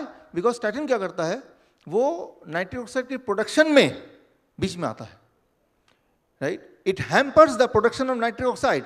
तो पहले तो वो सारी चीज उठा के फेंको जो नाइट्रिक ऑक्साइड प्रोडक्शन के बीच में बाधा डलती हो, तभी तो हम कुछ कर पाएंगे, राइट। सो यहाँ पे कुछ लोग हम मुझे बोलते हैं, डॉक्टर साहब मैं वो दवा भी लेता रहूं और आप जो बता रहे हैं खाने पीने का वो भी चलता रहेगा। मैं बोलता हूँ वो तो कुछ ऐसा हुआ ना कि आप कीचड़ लगी हुई, आप नहा भी रहे हो, कोई कीचड़ मार भी रहा है आप पे, तो कभी भी वो दिन नहीं आएगा जब आप पूरी तरह से क्लीन हो जाओगे। पहले वो कीचड़ को रोको, अब आप नहाओ, तभी तो क्लीन होंगे ना, right. So in the same way, पहले वो तो थ्रो करना पड़ेगा, तभी जाके ये इफेक्ट काम आएगा, बिकॉज उसकी वजह से तो ऐसा हो रहा है। Okay, now step 2, increase production of nitric oxide के लिए स्टेप 2, ब्रेकफास्ट। ये बड़ा ही सिंपल है। 12 बजे तक आप एक ब्रेकफास्ट का नियम लगा दीजिए, जो हम में से बहुत सारे लोगों ने ऑलरेडी लगाया हुआ है। जैसे आपका मुझे ब्रेकफास्ट करना है तो मेरे बॉडी का वेट है 70 kg। जितना आपका बॉडी का वेट है इंटू 10, यानी कि कितना हो गया मेरा 700। अब उसको ग्राम में कन्वर्ट कर दीजिए, 700 ग्राम उतना फल। मान लो किसी का वेट है बॉडी का 100 kg, इंटू 10 कितना हो गया 1000 ग्राम, यानी कि 1 किलो, राइट। और उतना फल, कौन से वाले फल? जो आपका मन करे। Seasonal fruits. सीजनल फ्रूट कौन से होते हैं? जो सस्ता मिलता है वो सीजनल फ्रूट्स, राइट। तो जो सस्ता नहीं मिले वो सीजन का नहीं है, तो और अच्छा, पैसे भी कम खर्च होंगे। कौन से वाले फ्रूट्स? Seasonal fruits. कौन से वाले सीजनल फ्रूट्स? जो आपका मन करे वो वाले। अरे मैं तो डायबिटिक हूं, तो फिर तो आपको आम ज्यादा खाने चाहिए, कम से कम 2 किलो, राइट। तो और गन्ने का जूस वो 2 गिलास 3 गिलास चल जाएगा कम से कम। तो हमारा जो डायबिटीज कैंप होता है, जिसके बारे में विजय जी ने आपको बताया, 3 दिन का होता है कभी कभी, उसमें जो डायबिटिक पेशेंट आते हैं तो पहला नियम ये होता है कि वो दवा बाहर फेंके, और दूसरा नियम कि वो तैयार हो इस चीज़ के लिए कि दिन में 2 किलो आम खाएंगे और गन्ने का जूस देंगे तो पहले दिन ही पिएंगे। और अगर ऐसा वो करते हैं तो वो खुद ही सरप्राइज रहते हैं, within first 3 days they are cure of diabetes, पूरी तरह ठीक हो गए। Right, thank you. यहाँ भी आप में से बहुत सारे डायबिटिक एजुकेटर ऑलरेडी हैं जो पहले कभी पेशेंट थे, and now you are enjoying mangoes जो आपने इतने सालों में नहीं खाया, और वो सारा आप खा रहे हैं और शुगर लेवल मेंटेन है। तो यहाँ पे मैं बोलना चाह रहा हूँ कि 12 बजे तक आपको सिर्फ इतना करना है कि जो भी आपके पेट में जाए it should B fruits. Right, कौन सा फ्रूट, सीजनल फ्रूट, कितने वाले फ्रूट, कैसे वाले, वो आप पे डिपेंड करता है। लेकिन वो जब 700 ग्राम में मेजर करूंगा, दैट इज छिलका निकालने के बाद, गुठली निकालने के बाद इफेक्टिव वेट। छिलका गुठली थोड़ा खा रहे हैं हम, तो उसका वेट क्यों काउंट करना। राइट, और एक बार में नहीं खाया जाए तो इंस्टॉलमेंट में 7 बजे आपने 200 ग्राम खाया, पेट भर गया थोड़ा, फिर 8 बजे आपने 300 ग्राम खाया, फिर पेट भर गया, 12 बजे तक यही खाना है, कितना मर्जी। कई लोग बोलते हैं कि मेरा लाइफस्टाइल ऐसा है कि मुझे बाहर जाना पड़ता है, यहाँ जाना, मुझे भी बाहर जाना पड़ता है महीने में 20 दिन। तो मैं अपने एक बैग है मेरा, उसमें मैं 1 दर्जन केले रखता हूँ, अभी भी है इधर। राइट, और वो क्योंकि उसमें धोना भी नहीं है, कुछ भी नहीं करना, काटना भी नहीं है, सीधा खा जाना है। तो ये अच्छा है और सस्ता भी आता है, कहीं भी मिल जाता है। राइट, और कोई सामने हो तो उसको भी एक केला दे दिया, वो भी खुश हो गया। सो इस तरह से आपको नियम थोड़े, thank you friends, thank you. इस तरह से आपको नियम चेंज करना है कि 12 बजे तक whatever you take it should be only fruits. खाने से पहले क्या है, फल है क्या, रोटी नहीं, दही नहीं, चपाती नहीं, ब्रेड नहीं, कुछ भी नहीं, सिर्फ फल। स्टेप 1। स्टेप 2। स्टेप 2 का दूसरा पार्ट है lunch and dinner. Lunch and dinner जब भी आप करेंगे you always have to do it in 2 plates. 2 plate सामने रखिए लंच एंड डिनर में, अभी तो 1 प्लेट में खाते हैं। प्लेट 2 उसमें आप अपने जो अच्छा लगता है फेवरेट सारी फूड रखिए, राजमा है, छोले है, चावल है, छोले भटूरे हैं या गोलगप्पे हैं, जो भी आप खाना चाहते हैं, जो भी डोसा है, इडली है। प्लेट 2 भरपेट पूरा भर के रखिए। और प्लेट 1 में आपका वेट जितना है, जैसे मेरा वेट है 70 kg, तो 700 ग्राम इस वक्त वो क्या हो जाएगा, वेजिटेबल्स, रॉ वेजिटेबल। कौन से, जैसे टमाटर है, खीरा है, मूली है, गाजर है, शिमला मिर्च है, मटर है, ककड़ी है, या कुछ ऐसे पत्ते जो आप कच्चा खा सकें, सलाद पत्ता है, गोभी का पत्ता, कुछ लोग कच्चा खा लेते हैं। तो raw vegetable which you can eat in raw without cooking 700 grams पहले मैं खा लूँगा अच्छी तरह से। उसके बाद कहाँ है प्लेट 2। आप सोच रहे होंगे जब इतना खा लूँगा प्लेट 2 की जगह ही कहाँ रह जाएगी। यही तो मैं चाहता हूँ, प्लेट 2 अब ना ही खाएं तो अच्छा है। Right, thank you friends, thank you. लेकिन मैं आपको बताता हूँ, पहले दिन दूसरे दिन थोड़ी तकलीफ होगी, लेकिन उसके बाद आपको वो कम लगेगा, क्योंकि उसमें पानी है। जितना भी आप खाएंगे आधे घंटे 1 घंटे में बहुत ज़्यादा भूख लगेगी। जितना ज़्यादा खाएंगे उतनी भूख बढ़ेगी, और आप हैरान होंगे 1 हफ्ते 2 हफ्ते में जो लोग मोटे हैं उनका वेट बिल्कुल ड्रास्टिकली घटेगा। स्पेशली स्टमक से, जहाँ ज़्यादा वेट है, जहाँ ज़्यादा फैट है, जहाँ ज़्यादा ज़िद्दी फैट है, वो जल्दी घटेगा। तो ये एक अच्छी बात है आपके लिए। तो लंच और डिनर से पहले ये रूल रख सकते हैं। और जो लोग बहुत ज़्यादा बीमार नहीं है, थोड़ी बहुत दवा चल रही डायबिटीज़ की, थोड़ी बहुत हाइपरटेंशन की, थोड़ी बहुत कोलेस्ट्रॉल भी ले रहे थे, और थोड़ी बहुत ऐसा या थोड़ा बहुत वैसा, उनको थोड़ा सा रिलैक्सेशन ये मिल सकता है कि वो, जैसे मेरा 70 है तो 700 ग्राम की जगह मैं 500 ग्राम कर देता हूँ। थोड़ी बहुत चीटिंग कि इसको थोड़ा घटा दिया, उसको थोड़ा बढ़ा दिया। लेकिन कई बार लोग बोलते हैं ऐसा कर लूँ डॉक्टर साहब, पहले प्लेट 2 खा लेता हूँ फिर प्लेट 1 खा लूँगा, लेकिन उससे रिजल्ट भी उल्टा आएगा। वो उसका एक खास साइंस है जो कभी और मैं आपको एक्सप्लेन करूंगा। प्लेट 1 को पहले खाना है, फिर प्लेट 2 को खाना है। So this is the step 2। Step 3, the most important of all, stop consuming food with cholesterol. ऐसा खाना ना खाएं जिसमें कोलेस्ट्रॉल हो। कैसे पता चलेगा कौन सा खाने में कोलेस्ट्रॉल है, कौन से खाने में कोलेस्ट्रॉल नहीं है? अक्सर पैकेट में लिखा देखा 0 कोलेस्ट्रॉल, 0 कोलेस्ट्रॉल। सिंपल रूल है, भगवान ने कोलेस्ट्रॉल बनाने की ताकत सिर्फ जानवरों को दी है। राइट, प्लांट को यह ताकत नहीं दी है। तो पौधों में या पौधों से जुड़ी हुई फूड में कोलेस्ट्रॉल 0 है। काजू में कोलेस्ट्रॉल 0, बादाम में कोलेस्ट्रॉल 0, वेजिटेबल में कोलेस्ट्रॉल 0, फ्रूट्स में कोलेस्ट्रॉल 0, ग्रेन्स में कोलेस्ट्रॉल 0। राइट, तो थैंक यू फ्रेंड्स। तो कुछ पूछना तो लिख लीजिए, in the question answer we can discuss. तो कैसे पता चले कोलेस्ट्रॉल है कि नहीं? तो अगर वो फूड एनिमल ओरिजिन है, इट इज हैविंग कोलेस्ट्रॉल। जैसे दूध है, वो पौधे से नहीं आया ना, गाय से आया ना, तो उसमें भरपूर कोलेस्ट्रॉल है। तो वो जो कोलेस्ट्रॉल है दूध का, वो आपके लिए नहीं है। हो सकता है उस गाय के लिए हो, उसके गाय के बछड़े के लिए, वो आपके लिए नहीं है। कई बार लोग बोलते हैं गाय का दूध तो बड़ा न्यूट्रिशियस होता है। न्यूट्रिशियस होता है, लेकिन वो गाय के बच्चे के लिए होता है न्यूट्रिशियस, आपके लिए थोड़ा ना होता वो। इंसान ही एक ऐसा जानवर है जो जीवन भर दूध पीता है, और इंसान ही ऐसे जानवर है जो दूसरे जानवर का दूध पीता है, तो वो दूध उसके पीने दीजिए। आपको दूध पीने की ज़रूरत नहीं है, इनफैक्ट किसी को भी ज़रूरत नहीं है, ना कभी थी, सिवाय पहले कुछ महीनों के जब आपको अपने माँ का दूध पीना, दैट्स ऑल, राइट। कुदरत ने दूध को बनाया first few months of the baby from the own species, that's all. जिंदगी भर पीने की कोई आवश्यकता नहीं है। So this is the food and the animal food which you have to ignore. ऐसा आपको करना है स्टेप 3। एंड ऐसा जब आप करेंगे, एक कमाल हुआ कि कोलेस्ट्रॉल की अगर रीडिंग लेंगे, हालांकि वो इंपॉर्टेंट नहीं है, मैंने आपको शुरू में बताया, वो भी कम दिखेगी। उससे क्या होगा, कम से कम घर वाले सेटिस्फाइड हो जाएंगे, राइट। उनको सेटिस्फाई करने के लिए, क्योंकि नहीं तो बोलेंगे आपकी कोलेस्ट्रॉल की दवा आज क्यों नहीं ली, राइट। आपके पीछे पड़ जाएंगे, तो आप बोलेंगे चेक कर लो मेरा ब्लड कोलेस्ट्रॉल तो ठीक ही आ रहा है, तो एटलीस्ट वो बोलेंगे चलो जो भी है ठीक है। आपका डॉक्टर बोलेगा आप कोलेस्ट्रॉल दवा क्यों बंद कर दी, तो आप बोले चेक कर लो कोलेस्ट्रॉल लेवल ठीक ही आ रहा है। तो इस तर्क में वो चुप बैठ जाएंगे। उनको चुप कराने के लिए आपको टेस्ट करना है, ना कि अपने आप को सेटिस्फाई करने के लिए टेस्ट करना है, राइट। वैसे तो आपके हेल्थ का जो रिस्पॉन्सिबिलिटी है वो सिर्फ आप ही के हाथ में है। कई बार लोग पूछते हैं डॉक्टर साहब आपके कहने पे हमने कोलेस्ट्रॉल दवा छोड़ दी जो मैं 15 साल से ले रहा था, अगर मुझे कुछ हो गया तो क्या होगा, फिर कौन जिम्मेदार होगा, आप होंगे। मैं ये बोलना चाह रहा हूँ कि जिम्मेदारी eight the end of the day आप ही की है, आपकी हेल्थ की, राइट। सो किसी और की नहीं हो सकती, क्योंकि वो आपकी हेल्थ है। अगर आप छोड़ देंगे या नहीं छोड़ेंगे, both the cases you are responsible for your own health. आप डॉक्टर से पूछिए जाके कि कोलेस्ट्रॉल की दवा मैं छोड़ रहा हूँ, डॉक्टर बोलेगा अगर छोड़ रहे हो तो मैं जिम्मेदार नहीं हूँ आपकी हेल्थ का, फिर कुछ भी हो सकता है देख लो। तो उनसे ये पूछिए, अच्छा मैं नहीं छोड़ रहा हूँ, अब कुछ हो गया तो आप जिम्मेदार हैं, अब तो मैं बिल्कुल भी नहीं हूँ, राइट। तो बल्कि वो क्या करते हैं, जब भी कोई सर्जरी होता है, कोई डायग्नोस्टिक होता है, एंजियोग्राफी होता है, वो तो लिखवा लेते हैं कि एंजियोग्राफी हो रही है, अगर इस दौरान आपकी मौत हो जाए तो हम जिम्मेदार नहीं है, साइन कर दो भाई, और तब लाश कहाँ पे भेजें और पैसा कहाँ से लें ये भी लिख दो भाई। होता है कि नहीं होता? तो डॉक्टर्स आर नेवर रिस्पॉन्सिबल। तो आपको ये लगता है कि ये दवा खाने से at least there is some kind of protection, लेकिन कैसा प्रोटेक्शन? जो लोग कोलेस्ट्रॉल की दवा खा रहे हैं उनकी हार्ट अटैक होती है तो कोई प्रोटेक्शन है उनको? क्या कोई जवाबदेही है, कोई रिस्पॉन्सिबिलिटी है? At the end of the day you are responsible for your own health, right. तो अगर आप ही रिस्पॉन्सिबल हैं then you have to understand what is this whole thing.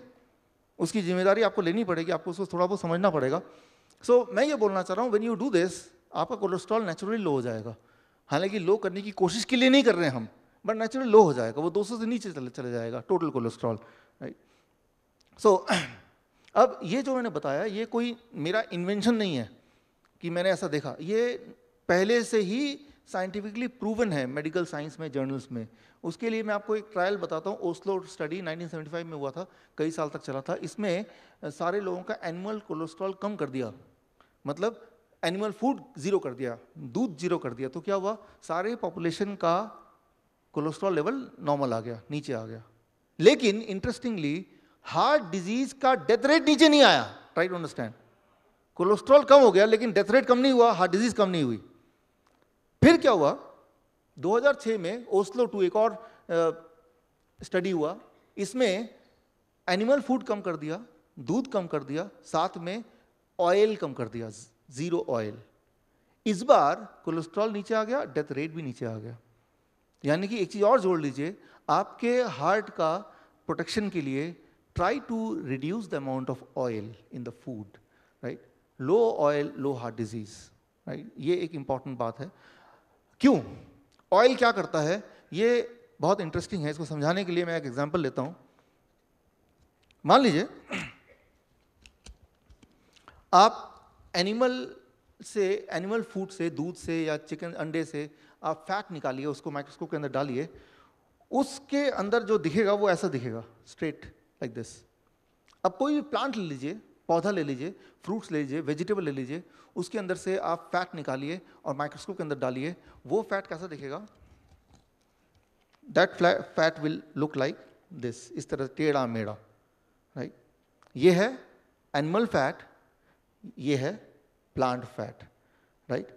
अब आप बताइए, मैं दोनों आपको दे दूं, बोलूं कि इन दोनों में को आपको ठीक से कलेक्ट करके रखना है। कौन सा कलेक्ट करना करके रखना है के ऊपर एक आसान होगा, एनिमल फैट या प्लांट फैट?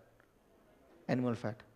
तो जब फैट फ्लो करता है ब्लड स्ट्रीम में, तो जहाँ पे इन्फ्लेमेशन होता है एनिमल फैट वहाँ पे सेटल हो जाता है, जमता रहता है।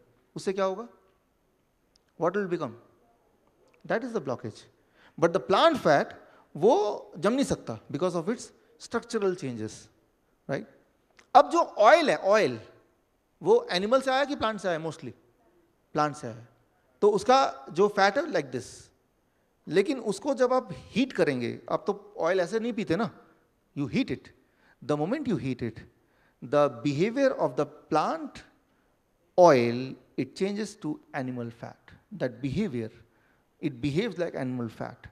Although it is not having any cholesterol inside, तो cholesterol तो नीचे आ गया क्योंकि एनिमल फूड को जीरो कर दिया था, लेकिन जो हार्ट डिजीज का डेथ रेट नीचे नहीं आया। So here comes the conclusion कि आपको साथ में ऑयल को भी मिनिमाइज करना एज मच एज पॉसिबल, जितना हो सके आपसे। वो ऑलरेडी मिनिमाइज हो गया क्योंकि 12 बजे तक तो फ्रूट डाइट पे हैं ऑलरेडी, तो कोई ऑयल का सवाल नहीं है। और लंच एंड डिनर में प्लेट 1 आपने इतना खा लिया कि प्लेट 2 की जगह थोड़ी थोड़ी कम रही। तो as it is your intake of oil is less. और ये चीज़ कई सारे पब्लिकेशन में आया। जो एक लेटेस्ट आया 2005 में 10 साल की study, Lyon diet heart study, ये बहुत ही फेमस स्टडी है। इस स्टडी में भी जो मैंने अभी थ्योरी बताई ये सारा कुछ इसमें भी दिया गया कि भाई अगर कोई इंसान ऐसा करेगा जैसे मैंने अभी आपको बताया, then what will happen? 23% reduction in death, 21% reduction in cancer and 24% reduction in heart disease. These are things you can expect, right? ये सिंपल फॉर्मूला है। इससे क्या क्या इंपैक्ट और भी आएगा? What are the impact? जैसे ही आप ये शुरू करेंगे, यहाँ एक वार्निंग है, वार्निंग। जैसे ही आप शुरू करेंगे पहले 3 दिन के अंदर ही you'll be forced to stop your blood sugar medicine and reduce your insulin intake। जो लोग इंसुलिन पे हैं, पहले 3 दिन में ब्लड शुगर नॉर्मल होगा, ब्लड प्रेशर नॉर्मल होगा। पहले 7 दिन में कोलेस्ट्रॉल लेवल डाउन हो जाएगा, इंटेस्टाइनल प्रॉब्लम खत्म हो जाएगा, हाई ब्लड प्रेशर की दवा छोड़नी पड़ेगी नहीं तो वो लो ब्लड प्रेशर कन्वर्ट हो जाएगा, थायराइड की दवा छोड़नी पड़ेगी नहीं तो हाइपोथायराइड हाइपरथायराइड में कन्वर्ट हो जाएगा। ट्राई टू अंडरस्टैंड कि बॉडी में 1 हफ्ते के अंदर ही वो चेंजेस दिखेंगे कि you will be forced to stop the medication. If you don't do it will become dangerous. Low blood sugar हो जाएगा, हाइपरथायराइड हो जाएगा, लो ब्लड प्रेशर हो जाएगा, उल्टा होने लगेगा, राइट? 1 महीना अगर करेंगे तो हार्ट की बीमारी, राइट, जो हार्ट के डिस्कम्फर्ट्स हैं that will be vanished, right? Similarly 6 महीना करेंगे तो अस्थमा, 9 महीना करेंगे तो it will affect in cancer. और ये सारी चीज़ें कोई इमेजिनरी या कोई सिर्फ स्टडी को देख के थ्योरेटिकल बात नहीं कर रहा हूँ। ये सारी बातों का प्रैक्टिकल ऑलरेडी हमारे एजुकेटर्स, अभी आपने देखा स्टेज पे जो 50 एजुकेटर्स थे, उन्होंने अपने अपने पेशेंट्स के साथ ऑलरेडी करके देख लिया। और उनके जो स्टोरीज की कलेक्शन है, that collection is the book which we launch today, right? तो इस बुक में आपको अलग अलग तरह के पेशेंट्स की हिस्ट्री, उनका अभी प्रेजेंट, उनका फ़ोन नंबर, उनका ईमेल आईडी, उनकी सारी चीज़ें मिलेंगी, ताकि उससे एनकरेजमेंट लेके, हिम्मत लेके you start following it for yourself and for your friends etcetera. तो ये कोई मेरी लिखी हुई किताब नहीं, it is a collection of the real story of those people who are following similar kind of things. उनमें से कोई कैंसर पेशेंट भी है, कोई हार्ट पेशेंट भी है, कोई थायराइड का भी है, कोई डायबिटीज़ का भी है। ज़्यादातर डायबिटीज़ के हैं बिकॉज ये डायबिटीज़ के एजुकेटर्स हैं। बट किसी को अकेला डायबिटीज़ नहीं होता। डायबिटीज़ वाला बोलता है बीपी की भी गोली चल रही है, कोलेस्ट्रॉल की भी चल रही है, थायराइड की भी चलनी है, मोटा भी है वो, right? So it is a combination of many things. So now यहाँ तक तो ये आया कि आपको क्या करना है। अब एक खास होता ना bonus part, it is a bonus part. क्या नहीं करना है, कहाँ पे आपको अलर्ट रहना है आज के बाद। खास तौर पे कल से 15 अगस्त से it should be a new beginning, it should be a new independence of health. So this is going to the most important part. यहाँ पे मैं आपके सामने 4 महत्वपूर्ण ट्रायल रख रहा हूँ। ये ट्रायल रखने का एक खास कारण है, वो ये कि दवा, मान लो किसी का ब्लड शुगर ज़्यादा है, हाई है, तो ब्लड शुगर ज़्यादा होने से मान लो 300 से ऊपर होगा तो कभी कभी तकलीफ हो सकती है। लेकिन अगर दवा लेकर उसको कम कर देंगे तो तकलीफ अपनी जगह पे ही है, जो उसके डैमेज है वो अपनी जगह पे हैं, सिर्फ रीडिंग कम दिख रही है, राइट? ये प्रूव किया गया है एकॉर्ड ट्रायल में। एकॉर्ड ट्रायल जो आप देख रहे हैं 2008 में रिलीज हुआ था, जिसमें 10,000 पार्टिसिपेंट्स थे, जो US, Canada and UK 3 government ने मिलकर किया था। रिजल्ट ये आया कि high sugar is bad, no doubt about it, but lowering it with the medication is still the same, सिर्फ नंबर का रीडिंग का फर्क है, राइट। सिमिलरली आइडल ट्रायल ये किडनी पे हुआ था। अक्सर ये देखा किडनी पेशेंट का क्रिएटिनिन लेवल बढ़ गया या GFR लेवल कम हो गया, इस केस में वो डायलिसिस के लिए बोलते हैं। तो अब मैं जो बोलने जा रहा हूँ, मोस्ट इंपॉर्टेंट थिंग, डायलिसिस कराना है कि नहीं कराना है, हाइपरटेंशन की दवा लेनी है कि नहीं लेनी है, ब्लड प्रेशर की, शुगर की दवा लेनी है कि नहीं देनी है, वो रीडिंग पे अकेले निर्भर नहीं करना है। According to all this trial, reading के अलावा सिम्टम है क्या, डिस्कम्फर्ट है क्या, right. So that plays an important role. For example, मान लो कोई किडनी का पेशेंट है, क्रिएटिनिन लेवल 5 पे आ गया और GFR लेवल लेस देन 15 आ गया, लेकिन सिम्टम नहीं है कुछ, he is feeling fine, he is not the patient of dialysis according to ideal trial जो 2010 में रिलीज हुई है। ये ट्रायल इकलौता ट्रायल है जो इस तरह का ट्रायल है जो ये देखता है कि डायलिसिस करने की आवश्यकता एक्चुअली कब है। तो वो रीडिंग पे निर्भर नहीं करना है कि रीडिंग 15 से कम आ गया, क्रिएटिनिन 5 से ऊपर चला गया, चलो आप डायलिसिस कराओ। No, are you having any discomfort, कोई टायरनेस है, कोई पेन है, कोई दिक्कत है, if yes then maybe emergency case में dialysis is required. Similarly for blood pressure, किसी इंसान का नॉर्मल ब्लड प्रेशर 160/100 भी हो सकता है, but he is feeling absolutely fine, so he need not to take blood pressure medication. Similarly हमारे यहाँ पे SK गुप्ता जी हैं, यहाँ पे अभी तो थे, आप बैठे हैं, यस सर। तो आपकी मैं एग्जांपल ले रहा हूँ सर, आपका ब्लड शुगर लेवल 300 350 राइट, 400, जो कि एक नॉर्मल से देखा जाए तो it is very high, but feeling fit, उतने एनर्जेटिक जितने एनर्जेटिक मैं या कोई और फील करता है पूरे दिन भर में। यस, जब आए थे आप, है ना, हाँ 586 था, 586, जिसमें कोई और इंसान हो तो उसको बहुत सारे सिम्टम दिखे बट नो सिम्टम। हमारे ऑफिस में थे, खुद आए ड्राइव करके, खुद ड्राइव कर गए और दैट वाज नॉर्मल।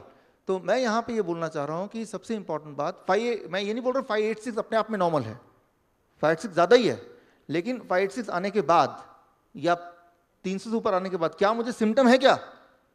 अगर सिम्टम भी है तो ज़रूर दवा लेना चाहिए, और सिम्टम नहीं है और दवा ले रहे हैं तो उससे नुकसान होगा according to this trial, right. Accord trial, all head trial है, ये गवर्नमेंट स्पॉन्सर्ड ट्रायल था, US गवर्नमेंट, सबसे बड़ा ट्रायल है ब्लड प्रेशर का। आइडल ट्रायल ये इकलौता ट्रायल है किडनी का, और कोई ट्रायल ही नहीं किया इस तरह का, राइट।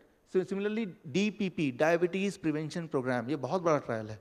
ये सारे ट्रायल की डिटेल्स मैं आपको कार्ड में एक दूंगा अभी, आप घर जाके सर्च कर सकते हैं। तो मैं ये बोलना चाह रहा हूँ कि डायग्नोसिस के ऊपर डिपेंड नहीं होना, diagnosis plus symptom leads to medication. Just diagnosis cannot lead to medication. Diagnosis and symptom, then medication.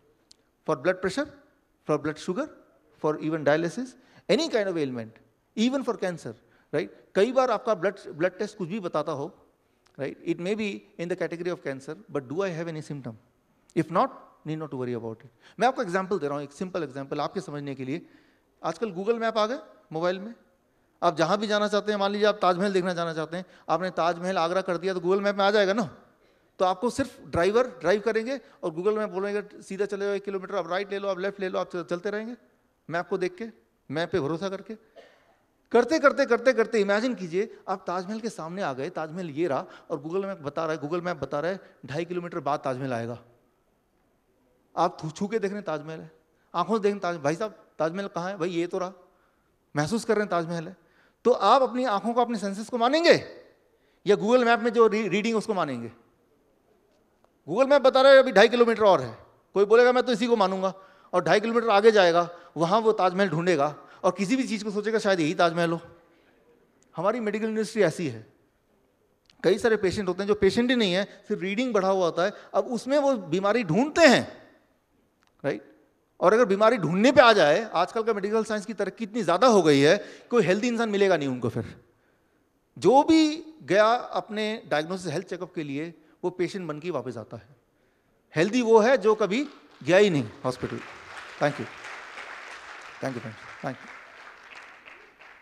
तो यहाँ पे मैं ये बताना चाह रहा हूँ कि कभी कभी इमरजेंसी में दवा काम करती है, लेकिन इमरजेंसी का डेफिनेशन क्या है? डेफिनेशन है कि जो आंकड़े हैं वो गड़बड़ बता रहे हैं, प्लस सिम्टम भी ऐसा लग रहा है। अगर ये दोनों चीज एक साथ हो रहे हैं, देन वो मेडिसिन का हकदार है for a brief period of time, life long के लिए नहीं, थोड़े बहुत दिन के लिए। और तब तक उसको क्या करना है? तब तक the kind of thing which I told वो आपको करना है, right. So here we comes towards the end of this first part of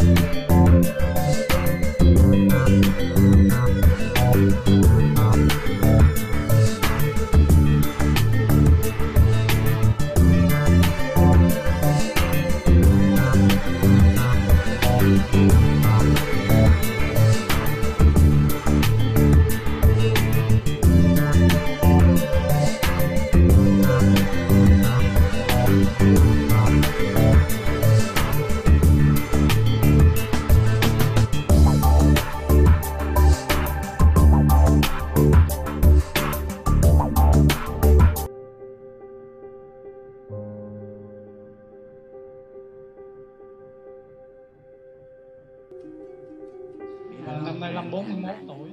मैं 41 साल का हूँ और मुझे 5 साल से डायबिटीज है।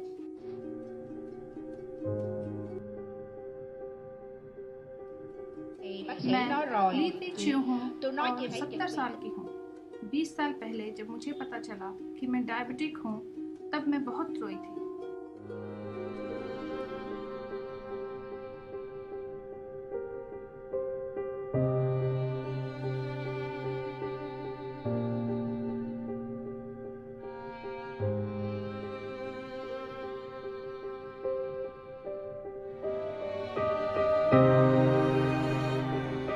मैं न्यू थी बच ह्यू हूँ और मेरी उम्र 59 है। मैं 20 साल से डायबिटिक हूँ। मैं मीट मछली खाए बिना नहीं रह सकती हूँ। जब मैंने पहले दिन ये खाना खाया तो मैं रो पड़ी। मैंने कभी ऐसा खाना नहीं खाया था। जिंदगी के भाग दौड़ में हम अपना ख्याल रखना तो भूल ही जाते हैं। खुद से प्यार करना भी जरूरी है, यह हमें याद ही नहीं रहता। अपने लिए तो हम कभी जीते ही नहीं, बस अपनी आंखों पर एक नोरस की पट्टी बांधकर चलते रहते हैं। ठीक वैसे ही जैसे हम इस workshop journey to recover the body में इंस्ट्रक्टर की कमांड पर अपनी आंखों पर पट्टी बांधकर गिरते पड़ते चल रहे हैं।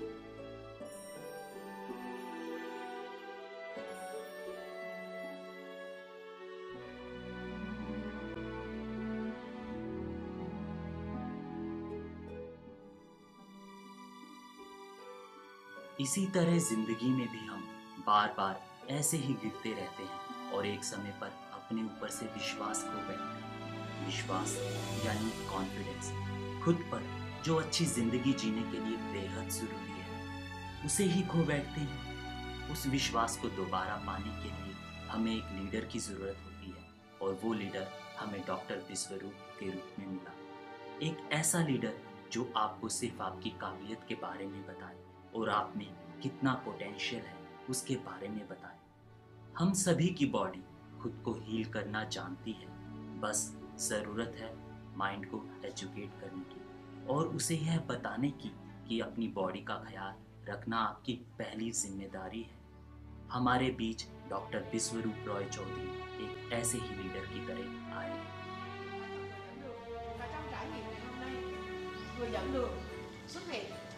giống như một cái thông điệp là thầy Bi mang đến cho chúng ta một cái người dẫn đường, hướng dẫn một cái người dẫn đường đã thấy một kết quả.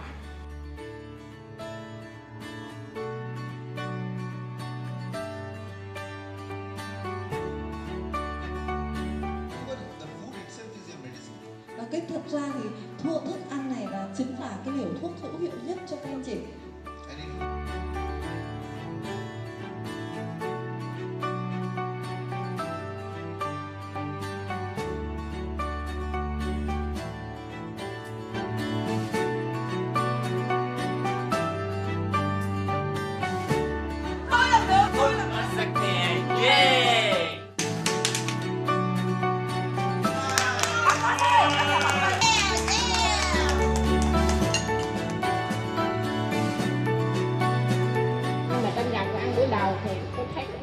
इस वर्कशॉप के पहले दिन खाना खाकर मैं बहुत निराश, पर तीसरे दिन रिजल्ट देखकर मैं बहुत खुश हूँ। थैंक्स टू डॉक्टर विश्वरूप रॉय। मैं 41 साल का हूँ। मुझे 5 साल से डायबिटीज है और अब 3 दिन के बाद मेरी रिपोर्ट बिल्कुल नॉर्मल है। पिछले 2 साल से डायबिटीज है। मैं अब किसी दवाई और डॉक्टर पे डिपेंडेंट नहीं हूँ। मेरी डायबिटीज अब बिल्कुल ठीक हो गई है। यस।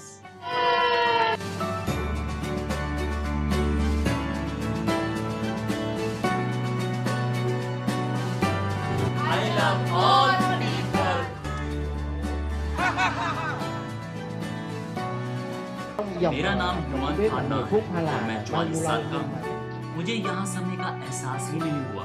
मुझे लगता है मैंने 44 सालों में पहली बार कोई अच्छी बात सीखी है। मुझे लगता है यहाँ बैठे लोगों की बदकिस्मत खुल गई है। डॉक्टर विश्वरूप रॉय चौधरी हमारे लिए एक नई रोशनी बनकर आए हैं।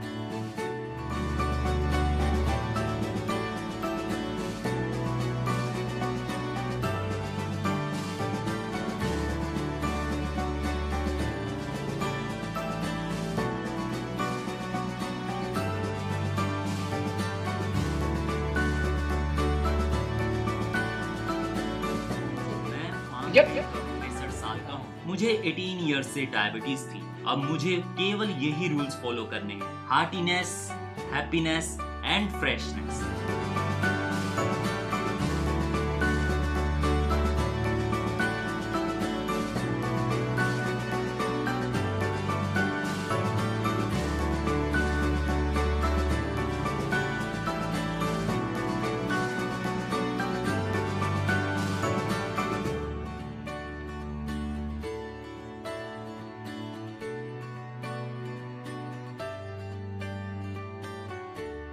Ngày đầu tiên buổi sáng sớm workshop के पहले दिन मेरा फास्टिंग शुगर लेवल 254 था।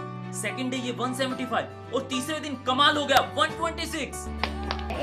मैं 44 इयर्स की हूँ। मुझे अब कोई बीमारी नहीं है। मैंने अपना हॉस्पिटल में चेकअप कराया है। इस डाइट प्लान और लाइफस्टाइल के साथ मैं एक बहुत बेहतर और खुशहाल जिंदगी जी सकती हूँ। था 67 साल का हूँ। मुझे पिछले 17 साल से डायबिटीज थी। आई बिलीव अपने आप को हेल्दी रखने का डॉक्टर रॉय चौधरी का ये बहुत ही बेहतरीन तरीका है और अब मैं बिल्कुल ठीक हूँ।